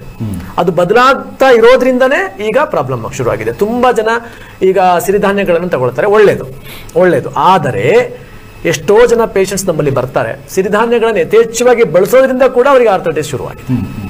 ಹಿಂದೆ ಯಾವುದೋ ಒಂದು ಸಂಹಿತೆಗಳಿದೆ, ಅದನ್ನ ಹಿಂದೆ ಹಕ್ಕಿಗಳಿಗೆ ಬಳಸ್ತಾ ಇದ್ರು ಅಂತ ಒಂದು ಉಲ್ಲೇಖ ಇದೆ. ಸೊ ಹೀಗೆ ಅದನ್ನೇನಾಗಿದೆ, ಎಲ್ಲದಕ್ಕೂ ಮಿತವಾಗಿ ಆಹಾರಗಳನ್ನು ತಗೊಂಡಾಗ, ಸಿರಿಧಾನ್ಯಗಳನ್ನು ಕೂಡ ತಗೊಂಡಾಗಲೂ ಕೂಡ ಏನೋ ತೊಂದರೆಗಳಾಗೋದಿಲ್ಲ. ಬಟ್ ಅದು ಮಿತಿ ಇರಬೇಕು. ನಮ್ಮ ಬ್ಯೂಟಿಫುಲ್ ಡಯಟ್ ಅಂದ್ರೆ ಏನು ಅಂದ್ರೆ, ತುಂಬಾ ಜನಕ್ಕೆ ಡಯಟ್ ಅಂದ ತಕ್ಷಣ ಒಂದು ಭಯ, ಅಯ್ಯೋ ನನಗೆ ಈ ಸಲ ಡಯಟ್ ಕೊಟ್ಬಿಡ್ತಾರೆ. ಏನು ಕೊಡ್ತಾರೆ ಡಯಟ್ ಅಂದ ತಕ್ಷಣ? 1 ಗ್ರಾಮ್ ತುಪ್ಪ ತಿನ್ಬೇಕ್ರಿ ಬೆಳಗ್ಗೆ ಎದ್ದ ತಕ್ಷಣ. ಆದ ತಕ್ಷಣ ಒಂದು ತೂಕ ಮಾಡಿಕೊಂಡು 50 ಗ್ರಾಮ್ ಸ್ಪ್ರೌಟ್ಸ್ ತಿನ್ಬೇಕ್ರಿ. ಅದಾದ್ಮೇಲೆ ಆ ಮನುಷ್ಯ ಒಬ್ಬ ಸಾಮಾನ್ಯ ಜೀವಿ, ಸಾಮಾನ್ಯ ಮಾನವ ಜೀವಿ ಏನು ಮಾಡಕ್ ಸಾಧ್ಯ? ಬೆಳಗ್ಗೆ ಸಂಜೆವರೆಗೂ ತೂಕ ಹಾಕೊಂಡು ಇರ್ಬೇಕು. ಬಿಟ್ರೆ ಬೇರೆ ಕಡೆ ಹೋಗಿ 15 ದಿವಸ 20 ದಿವಸ ಅಲ್ಲಿದ್ದು ಚಿಕಿತ್ಸೆ ತಗೊಂಡು ಬರ್ತಾರೆ. ಅಲ್ಲಿ ತಾಮ್ರದ ಚೆಂಬಲ್ಲೇನೆ ನಾವು ಮಲ ವಿಸರ್ಜನೆಗೆ ಹೋಗ್ಬೇಕು ಅಂತ ಹೇಳಿರ್ತಾರೆ. ಮನೇಲಿ ಹೋಗ್ಲಿಕ್ಕೆ ಸಾಧ್ಯನಾ? ಸಾಧ್ಯ ಆಗಲ್ಲ. ಹಾಗಾಗಿ ನಮ್ಮ ಸಂಸ್ಥೆಯಲ್ಲಿ ನಾವು ಒಂದು ಬ್ಯೂಟಿಫುಲ್ ಆಗಿರೋ ಒಂದು ಏನು ಡಯಟ್ ಕೊಡ್ತೀವಿ ಅಂದ್ರೆ, ನಿಮ್ಮ ಮನೇಲಿರ್ತಕ್ಕಂಥ ಆಹಾರವನ್ನ ಮಿತವಾಗಿ ಮಾಡ್ಕೊಂಡು ತಿನ್ಬೇಕು. ಈಗ ಉದಾಹರಣೆಗೆ ನಾವು ಬೇರೆ ಒಂದು ಕೆಮಿಕಲ್ ಫುಡ್ಗಳನ್ನ ತಗೊಳ್ತಿರ್ತೀವಿ. ಇವತ್ತು ಒಂದು ದಿವಸಕ್ಕೆ ನಮ್ಗೆ ಹಿಟ್ಟು ಸಾಕು ಮಾಡಿದ್ರೆ, ಇವತ್ತು ಒಂದು ದಿವಸಕ್ಕೆ ದೋಸೆ ಹಿಟ್ಟು ಸಾಕು. ಆದ್ರೂ ನಾವೇನ್ ಮಾಡ್ತೀವಿ ಅಂತ ಹೇಳಿದ್ರೆ, 3 ದಿವಸಕ್ಕಾಗಲಿ ಅಂತ ಇವಾಗ ರೆಡಿ ಮಾಡಿರ್ತೀವಿ, ಅದನ್ನ ಫ್ರಿಜ್ಜಲ್ಲಿ ಇಡ್ತೀವಿ. ಫ್ರಿಡ್ಜ್ ಐಟಮ್ ನಾವು ತಿಂತೀವಿ, ವಾತ ಆಟೋಮೆಟಿಕ್ ಬಂದ್ಬಿಡುತ್ತೆ ದೇಹಕ್ಕೆ, ಆಸಿಡಿಟಿ ಜಾಸ್ತಿ ಆಗುತ್ತೆ. ಅದರಿಂದ ರಕ್ತಗಳಲ್ಲಿ ಬೇರೆ ತರ ಕೆಮಿಕಲ್ ರಿಯಾಕ್ಷನ್ಸ್ ಆಗ್ಬಿಟ್ಟು ಜಾಯಿಂಟ್ ಪೇನ್ಗಳು, ಬೆಳಗ್ಗೆ ಎದ್ದೇಳಕ್ಕಾಗಲ್ಲ, ಸಿಕ್ಕಾಪಟ್ಟೆ ಅಸಿಡಿಟಿ ಆಗೋಗುತ್ತೆ. ಇದೇ ತರ ಜಾಸ್ತಿ ಫುಡ್ಡನ್ನ ಮಾಡೋದು, ಆಮೇಲೆ ಅದನ್ನ ಇನ್ನೊಂದು ದಿವಸಕ್ಕೆ ಫ್ರಿಜ್ಜಲ್ಲಿ ಇಟ್ಬಿಟ್ಟು ಮತ್ತೆ ತಿನ್ನೋದ್ರಿಂದನೂ ನಮಗೆ ಈ ತರ ಕಾಯಿಲೆಗಳು ಹೆಚ್ಚಾಗ್ತಾ ಬರುತ್ತೆ. ಫ್ರೆಶ್ ಫುಡ್ ತಿನ್ಬೇಕು. ಸಾಧ್ಯ ಆದ್ರೆ ನಿಮ್ಮ ಮನೆಯಲ್ಲಿರೋ ಪಾಟ್ ಅಲ್ಲೇನೆ, ಸಾಧ್ಯ ಆದ್ರೆ ಈಗ ಜಾಗ ಇಲ್ಲದಿದ್ದಕ್ಕೂ ಪಾಟಲ್ಲಿ ಆದ್ರೂ ಸಣ್ಣದಾಗಿ ಏನಾದ್ರು ಬೆಳ್ಕೊಂಡಾದ್ರೂ ಫ್ರೆಶ್ ಫುಡ್ ತಿನ್ನೋದಕ್ಕೆ ಫಸ್ಟ್ ಮುಖ್ಯ ನಾವು ಒಲವನ್ನು ಒತ್ತನ್ನ ಕೊಡಬೇಕು. ಡಯಟ್ ಅಂದ ತಕ್ಷಣ ಈಗ ಆರ್ಥರೈಟಿಸ್ಗೆ ಚಾಲೆಂಜ್ ಮಾಡಿ ಹೇಳ್ಬೋದು ನಾವು. ಈಗ ಬರೀ ನಮ್ಮಲ್ಲಿ ಬರುವಂತ ಅದೆಷ್ಟೋ ಪೇಷಂಟ್ಸ್ಗಳಿಗೆ ನಾವೇನ್ ಮಾಡ್ತೀವಿ ಅಂತ ಹೇಳಿದಾಗ, ಒಂದು 21 ದಿವಸ ಲಿಕ್ವಿಡ್ ಥೆರಪಿ ಮಾಡಿಸ್ತೀವಿ. ಹೌ ಬ್ಯೂಟಿಫುಲ್ ಇಟ್ ಈಸ್ ಬರೀ ಒಂದು 3 ದಿವಸ ನಿಂಬೆಹಣ್ಣು ಜ್ಯೂಸಲ್ಲಿ ಇರ್ಸಕ್ಕೆ ಹೇಳ್ತೀವಿ. ಫಸ್ಟಿಗೆ ಆಗಲ್ಲ, ನಮಗೆ ಆಗೋದೇ ಇಲ್ಲ ಅಂತ ಹೇಳ್ತಾರೆ. 1 ದಿವಸ ಮನಸ್ಸಿದ್ರೆ ಮಾರ್ಗ ಅಂತೇಳಿ ಸಂಜೆವರೆಗೂ ಚೆನ್ನಾಗಿ ಮಾಡಿಬಿಡ್ತಾರೆ. 2ನೇ ದಿವಸ 3 ದಿವಸ ಹೋಗುತ್ತೆ. ಅದಾದ ಮೇಲೆ ಮಜ್ಜಿಗೆ ಥೆರಪಿಗಳನ್ನ ಮಾಡಿಸ್ತೀವಿ. ಓಕೆ, ಆ ಥೆರಪಿಗಳು ನೆಕ್ಸ್ಟ್ ಏನಿದೆ ಅಂತ ತಿಳ್ಕೊಳ್ಳೋಣ. ಹಾಗೆ ಒಂದು ಕಾಲ್ ರೆಡಿ ಇದೆ. ನಮಸ್ಕಾರ. ಹಲೋ, ನಮಸ್ತೆ. ತಮ್ಮ ಹೆಸರು ಯಾವೂರಿಂದ? ಸರ್ ನಮ್ಮ ಹೆಸರು ಗುಲ್ಬರ್ಗ. ನಿಮ್ಮ ಹೆಸರು ಗುಲ್ಬರ್ಗದಿಂದ. ಊರು ಯಾವುದು? ಗುಲ್ಬರ್ಗ ಸರ್. ಹಾಂ, ನಿಮ್ಮ ಹೆಸರೇನು ಸರ್? ಸರ್ ಗ್ಯಾಸ್ಟ್ರಿಕ್ ಪ್ರಾಬ್ಲಮ್ ಆಯ್ತು ನೋಡ್ರಿ. ಊಟ ಮಾಡಿದ್ರೆ ಹೊಟ್ಟೆ ಉಬ್ಬರ ಆಗುತ್ತೆ. ಅದೇ ಓಡಾಡಿದ್ರೆ ಹೊಟ್ಟೆ ಉಬ್ಬರ ಆಗುತ್ತೆ. ಹೊಟ್ಟೆ ಉಬ್ಬರ ಆಗುತ್ತೆ ರೀ. Okay, gastric. ಎಷ್ಟು ವಯಸ್ಸೆಷ್ಟು? 30 ಆಯ್ತು ರೀ. 30 ಆಯ್ತಾ? Okay doctor. ಸೊ 30 ವರ್ಷಕ್ಕೆಲ್ಲ ಗ್ಯಾಸ್ಟ್ರಿಕ್ ಅಸಿಡಿಟಿ ಏನು ತಿನ್ನಾಗಿಲ್ಲ ಅಂತಿಲ್ಲ. ಕಲ್ಲು ತಿಂದ್ರು ಅರಗಿಸ್ಕೊಳ್ಳೋ ಅಂತ ಶಕ್ತಿ ನಿಮ್ಮ ಹತ್ರ ಇರ್ಬೇಕಲ್ವಾ? ಸೊ ಯಾಕೆ ನಿಮ್ಗೆ ಹೊಟ್ಟೆ ಉಬ್ಬರ ಬರುತ್ತೆ ಅಂದ್ರೆ ನಿಮ್ಗೆ ಜೀರ್ಣಶಕ್ತಿ ಸರಿ ಆಗ್ತಿಲ್ಲ. ಸೊ ಇಷ್ಟು ಚಿಕ್ಕ ಏಜಲ್ಲಿ ಯಾಕೆ ಆ ಥರ ಆಗ್ತಿದೆ ಅಂದ್ರೆ ನಿಮ್ಗೆ ಫಿಸಿಕಲ್ ಎಕ್ಸಸೈಸ್ ಅನ್ನೋದು ಸರಿ ಆಗ್ತಾ ಇಲ್ಲ. ಕೂತ್ಕೊಂಡೇ ಇರ್ತೀರಿ ಅಥವಾ ಏನೋ ಒಂದು ಕೆಲಸ ಕಾರ್ಯಗಳು ಸರಿಯಾಗಿ ಮಾಡ್ತಾ ಇರೋದಿಲ್ಲ. ಯೋಗ ಆಗಿರ್ಬೋದು, ವಾಕಿಂಗ್ ಆಗಿರ್ಬೋದು, ಅಥವಾ ಹೊಲದಲ್ಲಿ ಕೆಲಸ ಆಗಿರ್ಬೋದು, ಬಿಸಿಲಲ್ಲಿ ನಿಲ್ಲೋದಾಗಿರ್ಬೋದು, ಯಾವುದೂ ಇಲ್ಲ. ಅದಕ್ಕೋಸ್ಕರ ಈ ತರ ಆಗ್ತಾ ಇದೆ. ಮುದ್ರಾಗಳಲ್ಲಿ ಅಪಾನ ವಾಯು ಮುದ್ರಾ, ಇದು ಅಪಾನ, ಇದು ವಾಯು. ಸೊ ಈ ರೀತಿ ಮಾಡಿದಾಗ ಅಪಾನ ವಾಯು ಮುದ್ರಾ, ಇದನ್ನ ಪ್ರಾಕ್ಟೀಸ್ ಮಾಡ್ತಾ ಹೋಗಿ ಗ್ಯಾಸ್ಟ್ರಿಕ್ ಅಸಿಡಿಟಿ ಕಡಿಮೆ ಆಗುತ್ತೆ. ಹಾಗೇನೆ ತಿನ್ನೋಂಥ ಆಹಾರದಲ್ಲಿ ಲಿಮಿಟ್ ಇರಬೇಕು. ಹಣ್ಣು ತರಕಾರಿ ಫೈಬರ್ ಜಾಸ್ತಿ ಇರುವಂತ ಆಹಾರನ ಸೇವನೆ ಮಾಡ್ತಾ ಹೋಗಿ ಹೊಟ್ಟೆ ಉಬ್ಬರ ಬೇಗ ಕಡಿಮೆ ಆಗುತ್ತೆ. ಓಕೆ, ಹಾಗೆ ನೆಕ್ಸ್ಟ್ ಕಾಲ್. ನಮಸ್ಕಾರ. ಹಲೋ. ಹಲೋ, ಹೇಳಿ ಸರ್, ತಮ್ಮ ಪ್ರಶ್ನೆ ಏನು ಕೇಳಿ. ತಮ್ಮ ಹೆಸರು ಯಾವೂರಿಂದ? Mysuru district sir. Mysuru district. ನಿಮ್ಮ ಹೆಸರು ಸರ್? ಬಸವರಾಜ್ ಅವರೇ. ಓಕೆ, ಕೇಳ್ರಿ ಬಸವರಾಜ್ ಅವರೇ, ಏನ್ ಪ್ರಶ್ನೆ, ಏನ್ ಸಮಸ್ಯೆ ಇದೆ? ಸರ್ ನಮ್ಗೆ ಹೊಟ್ಟೆ ಉಬ್ಬರ ಆಗ್ತದೆ. ಹೊಟ್ಟೆ ಉಬ್ಬರ. ಓಕೆ, ನಾವಿವತ್ತು ಸಂಧಿವಾತದ ಬಗ್ಗೆ ಮಾತಾಡ್ತಾ ಇದೀವಿ. ಹಾ, ತಲೆ ಸುತ್ತು, ಹೊಟ್ಟೆ ಉಬ್ಬರ, ಮತ್ತೆ ಕಾಲು ಹಸ್ತ ಉರಿತದೆ ಸರ್. ಹಸ್ತ ಉರಿತದೆ, ಅಷ್ಟೇನಾ? ಹೌದು ಸರ್. ಆಮೇಲೆ ಆಸ್ಪತ್ರೆಗೆ ತೋರಿಸಿದೀವಿ ಸರ್, ಅದೇನು ಗುಣ ಆಗಿಲ್ಲ ಸರ್. ಮಾತ್ರೆ ಕೊಟ್ಟವ್ರೆ ಬಿಪಿಗೆ. ಎಷ್ಟು ವಯಸ್ಸು ಸರ್? ನನಗೆ 55 ಸರ್. 55. ಓಕೆ, ಈಗ ಡಾಕ್ಟರ್ ಮಾತಾಡ್ತಾರೆ, ಕೇಳಿಸ್ಕೊಳ್ಳಿ. ಈಗ ನೀವು BP ಇದೆ ಅಂತ ಹೇಳಿದ್ರಿ, ಅದಕ್ಕೆ ಮಾತ್ರೆ ತಗೊಳ್ತಿದ್ರಿ, ಅದಕ್ಕೋಸ್ಕರನೇ ನಿಮ್ಗೆ ಹೊಟ್ಟೆ ಉಬ್ರ, ತಲೆ ಸುತ್ತು ಅದು ಇದು ಬರ್ತಾ ಇದೆ ಅಲ್ವಾ? ಸೊ ನೀವು ಎಲ್ಲದನ್ನು ಬ್ಯಾಲೆನ್ಸ್ಡ್ ಆಗಿ ಇಟ್ಕೋಬೇಕು ಅಂದ್ರೆ ಹೆಚ್ಚು ಮಾತ್ರೆಗಳ ಸೇವನೆ ಬಿಟ್ಟು ಸೊ ನ್ಯಾಚುರಲ್ ವೇನಲ್ಲಿ ಕಡಿಮೆ ಮಾಡ್ಕೋಬೇಕು. ಹೊಟ್ಟೆ ಉಬ್ರ ಬಂದಾಗ ಕಡಿಮೆ ಆಹಾರ ಪದ್ಧತಿ ಇರಬೇಕು. ತಲೆ ಸುತ್ತು ಬಂದಾಗ ಆಕಾಶ ಮುದ್ರನ ಪ್ರಾಕ್ಟೀಸ್ ಮಾಡಿ, ಇದರಲ್ಲಿ ಸ್ವಲ್ಪ ಮಟ್ಟಿಗೆ ಕಡಿಮೆ ಆಗುತ್ತೆ. ಯಾಕೆ ಗಿಡ್ಡಿನೆಸ್ ಬರ್ತಾ ಇದೆ? BP ಫ್ಲಕ್ಚುಯೇಷನ್ ಆಗ್ತಾ ಇರುತ್ತೆ. ನಿಮಗೆ BP ಮಾತ್ರೆ ತಿಂದಾಗ ಲೋ ಆಗ್ತಿದೆಯಾ, ಅದನ್ನ ಕರೆಕ್ಟಾಗಿ ನೀವು ಜಡ್ಜ್ ಮಾಡಬೇಕು. ವಾರಕ್ಕೊಂದ್ಸಲ BP ಚೆಕ್ ಮಾಡಿ ಆ ಥರ ನೋಡ್ತಾ ಬನ್ನಿ. ಓವರ್ ಡೋಸ್ ತಗೊಂಡಾಗ ಅದು ಕಡಿಮೆ ಆಗುತ್ತೆ, ಆಗ ಕೂಡ ತಲೆ ಸುತ್ತು ಬರುತ್ತೆ. ಸೊ ಏನಾಗಿದೆ ಅಂತ ನೋಡ್ಕೊಂಡು ಅದಕ್ಕೆ ತಕ್ಕ ಹಾಗೇನೆ ಸರಿಯಾಗಿ ನೀವು ಕ್ರಮ ಮಾಡ್ತಾ ಹೋದ್ರೆ ಸರಿ ಹೋಗುತ್ತೆ. ಈಗ ಸದ್ಯಕ್ಕೆ ಆಕಾಶ ಮುದ್ರನ ಪ್ರಾಕ್ಟೀಸ್ ಮಾಡಿ. ಹೊಟ್ಟೆ ಉಬ್ರ ಬಂದಾಗ ಆಗ ಹೇಳದ್ನಲ್ಲ ಅಪಾನ ವಾಯು ಮುದ್ರ, ಇದನ್ನ ಪ್ರಾಕ್ಟೀಸ್ ಮಾಡಿ. ಓಕೆ, ಹಾಗೆ ನೆಕ್ಸ್ಟ್ ಕಾಲ್ ಇದೆ. ನಮಸ್ಕಾರ. ಯಾವ ಊರು? ಸಂತೆಕೋಡಿಯಲ್ಲಿ. ಓಕೆ, ತಮ್ಮ ಹೆಸರು? ರೂಪಾ. ರೂಪಾ ಅವರೇ, ಕೇಳಿ, ಏನ್ ಪ್ರಶ್ನೆ ಕೇಳಿ. ಮೇಡಮ್, ನನ್ಗೆ ಲೆಫ್ಟ್ ಸೈಡ್ ಕೈ ತುಂಬಾ ನೋವಿದೆ ಮೇಡಮ್. ನಾನು ಆಸ್ಪತ್ರೆಗೆಲ್ಲ ತೋರಿಸಿದ್ದೀನಿ, ನೋವೇ ಕಮ್ಮಿ ಆಗಿಲ್ಲ ಮೇಡಮ್. ಅದು ಯಾಕೆ ಕಡಿಮೆ ಆಗಿಲ್ಲ ಅಂದ್ರೆ ನಿಮ್ಗೆ ಸ್ಪಾಂಡಿಲೈಟಿಸ್ ತರ ಕತ್ತಿನ ಭಾಗದಲ್ಲಿ ಪ್ರಾಬ್ಲಮ್ ಇರ್ಬೋದು. ನರು ಅಲ್ಲಿಗೆ ಎಕ್ಸ್ಟೆಂಡ್ ಆಗಿರುತ್ತಲ್ವಾ ಕೈಗೆ, ಸೊ ಅದಕ್ಕೆ ಅದು ಮರಗಟ್ಟದಾಗ್ಲಿ ಅಥವಾ ನೋವಾಗ್ಲಿ ಹೆಚ್ಚಾಗ್ತಾ ಹೋಗುವಂಥದ್ದು. ಸೊ ನೀವು ಆ ಕೈಯಿಂದ ಭಾರ ಎತ್ತದು ಎಲ್ಲ ಮಾಡಕ್ ಹೋಗ್ಬೇಡಿ. ಒಂದ್ 2-3 ದಿನ ರೆಸ್ಟ್ ಕೊಡಿ. ಸೊ ಪೇನ್ ಕಿಲ್ಲರ್ಸ್ ಎಲ್ಲ ತಿಂದ್ರೆ ಕಡಿಮೆ ಆಗೋದಿಲ್ಲ, ಆಯ್ತಾ? ಅದು ಮೊಮೆಂಟ್ರಿ ಆಗತ್ತೆ. ಸೊ ಕತ್ತಿನ ಭಾಗದಲ್ಲಿ ಪ್ರಾಬ್ಲಮ್ ಇದೆಯಾ ಅಥವಾ ಬರೀ ಕೈಗೇನೆ ನೋವು ಎಕ್ಸ್ಟೆಂಡ್ ಆಗಿದೆಯಾ ಏನು ಅಂತ ನೋಡ್ಕೊಂಡು ಅದಕ್ಕೆ ತಕ್ಕ ಹಾಗೆ ಸಿಂಪಲ್ ಎಕ್ಸಸೈಸ್ ಕೂಡ ಹೇಳ್ಕೊಡೋಣ ಮುಂದಿನ ಸಮಯದಲ್ಲಿ. ಸೊ ಅದನ್ನ ಮಾಡ್ಕೊಳ್ಳಿ, ಸರಿ ಹೋಗುತ್ತೆ. ಸರಿನಾ? ಮಜ್ಜಿಗೆ ಥೆರಪಿ ಬಗ್ಗೆ ತಾವು ಹೇಳ್ತಾ ಇದ್ರೆ ಸಾಕಷ್ಟು ಜನರಿಗೆ ಲೆಮನ್ ಅಂತಾರೆ ಗ್ಯಾಸ್ಟ್ರಿಕ್ ಆಗುತ್ತೆ ಅಂತ ಹೇಳಿದ್ರೆ, ಮಜ್ಜಿಗೆ ಅಂದ್ರೆ ತೀರಾ ತಣ್ಣಗಾಗುತ್ತೆ ಅಂತ ಹೇಳ್ತಾರೆ. ಬಟ್ ಎಕ್ಸಾಕ್ಟ್ಲಿ ಈ ಸಂಧಿವಾತಕ್ಕೆ ಮಜ್ಜಿಗೆ ಹೇಗೆ ಸಹಾಯ ಆಗುತ್ತೆ ಅಂದ್ರೆ ಇವಾಗ ನೋಡಿ, ಲಿಂಬೆಹಣ್ಣು ಅನ್ನೋದು ದೇವ್ರು ಕೊಟ್ಟಂತ ವರ ನಮಗೆ. ಆಕ್ಚುಲಿ ಹೇಳ್ಬೇಕಂದ್ರೆ ಸಿಟ್ರಿಕ್ ಫ್ರೂಟ್ಸ್ ಅಂತ ಕರಿತೀವಿ ಅದನ್ನ. ಒಂದು ದಿವಸ ಮಜ್ಜಿಗೆ ನಾವು ಏನು ನಿಂಬೆಹಣ್ಣಲ್ಲಿ ಇದ್ರೆ ನಮ್ಮ ದೇಹ ಕಂಪ್ಲೀಟ್ ಆಗಿ ಶುದ್ಧಿ ಆಗುತ್ತೆ. ನೀವು ಅದನ್ನ ಯೂರಿನ್ ಪಾಸ್ ಮಾಡಬೇಕಾದ್ರೂ ನೀವು ಗಮನಿಸಬಹುದು, ಹಿಂದೆ ಹೇಗಿದ್ರಿ ಇವಾಗ ಹೇಗಿದ್ದೀರಿ ಅಂತ ಹೇಳಿ. ಇವೆಲ್ಲ ತಪ್ಪು ಕಲ್ಪನೆ, ಅವೆಲ್ಲ ಬಾಡಿಗೆ ಹಾಳು ಮಾಡುತ್ತೆ, ಅವೆಲ್ಲ ತಪ್ಪು. ಶುದ್ಧಿ ಮಾಡೋದೇ ಫಸ್ಟ್ ನಿಂಬೆಹಣ್ಣೆ. ಅದಾದ್ಮೇಲೆ ನೀವು ಮಜ್ಜಿಗೆ ಸ್ವಲ್ಪ ಮೆಂತೆ, ಸ್ವಲ್ಪ ಅರಿಶಿಣ ಹಾಕೊಂಡು ಕಾದು ಆರಿಸಿರೋ ನೀರಲ್ಲಿ, ಕುದಿಸಿ ಆರಿಸಿರ್ಬೇಕು ನೀರಲ್ಲಿ, ಆ ನೀರಲ್ಲಿ ನೀವು ಮಜ್ಜಿಗೆ ಮಾಡ್ಕೊಂಡು ಯಥೇಚ್ಛವಾಗಿ ಕುಡಿತಾ ಬನ್ನಿ. ಕ್ಯಾಲ್ಸಿಯಂ ರಿಚ್ ಇರುತ್ತೆ ಅದರಲ್ಲಿ. ಸೊ ಕಂಪ್ಲೀಟ್ ಆಗಿ ಏನು ನಿಮಗೆ ಆರ್ಥೈಟಿಸ್ ಸಮಸ್ಯೆ ಇದೆಯೋ, ನೀವೇನಾದ್ರೂ ಮನಸ್ಸು ಮಾಡಿ ಮಜ್ಜಿಗೆಲೆ ಒಂದು 3-4 ದಿವಸ ಇದ್ರೆ ನಿಮ್ಗೆ ಆ severity of pain definitely reduce ಆಗುತ್ತೆ. ಅದಾದ್ಮೇಲೆ ಹೇಗಿರ್ಬೇಕು ನಿಮ್ಮ ಡಯಟ್ ಅಂತ ಹೇಳಿದಾಗ, ಬರೀ ಹಣ್ಣು. ಮತ್ತೆ ತುಂಬಾ ಜನಕ್ಕೆ ಫ್ರೂಟ್ ಡಯಟ್ ಮಾಡಿ ಅಂತ ಏನ್ ಮಾಡ್ಬಿಡ್ತಾರೆ ಅಂದ್ರೆ ಮಿಕ್ಸ್ ಫ್ರೂಟ್ ಹೊಡೆದ್ಬಿಡ್ತಾರೆ, ಮಿಕ್ಸ್ ಬಾಲ್ ಕೊಡಿ ಅಂತ. ಅದೇನಾಗುತ್ತೆ, ಒಂದೊಂದು ಹಣ್ಣಿನ ಕ್ವಾಲಿಟಿ ಬೇರೆ ಬೇರೆ ತರ ಇರುತ್ತೆ, ಅದ್ರ ತತ್ವ ಬೇರೆ ಬೇರೆ ತರ ಇರುತ್ತೆ. ಕೆಲವೊಂದು ಗ್ಯಾಸ್ ಪ್ರೊಡ್ಯೂಸ್ ಮಾಡುತ್ತೆ, ಕೆಲವೊಂದು ಗ್ಯಾಸ್ ನಿಲ್ ಮಾಡುತ್ತೆ. ಅವಾಗ ಏನಾಗುತ್ತೆ, ಮಿಕ್ಸ್ ಫ್ರೂಟ್ಸ್ ತಗೊಳ್ಬಾರ್ದು. ಯಾವ್ದಾದ್ರು ಒಂದು ಫ್ರೂಟ್ಸ್ ಒಂದ್ ದಿವಸ ಇಡೀ ತಗೋಬೇಕು. ಅದೇ ತರ ಬೇರೆ ಬೇರೆ ಫ್ರೂಟ್ಸ್ 3 ದಿವಸ ಮಾಡಬೇಕು. ಅದಾದ್ಮೇಲೆ ಮತ್ತೆ ಎಳ್ನೀರನ್ನ 3 ದಿವಸ ತಗೊಳ್ಬೇಕು. ಅದಾದ್ಮೇಲೆ ಬರೀ ವೆಜಿಟೇಬಲ್ಸ್ ಅಷ್ಟೇ. ಈಗ ಮೂಲಂಗಿ ತಗೊಳ್ಳಿ ಅಂದ್ರೆ ಮೂಲಂಗಿನೇ ಬೆಳಗ್ಗೆ ಸಂಜೆವರೆಗೂ ತಗೋಬೇಕು.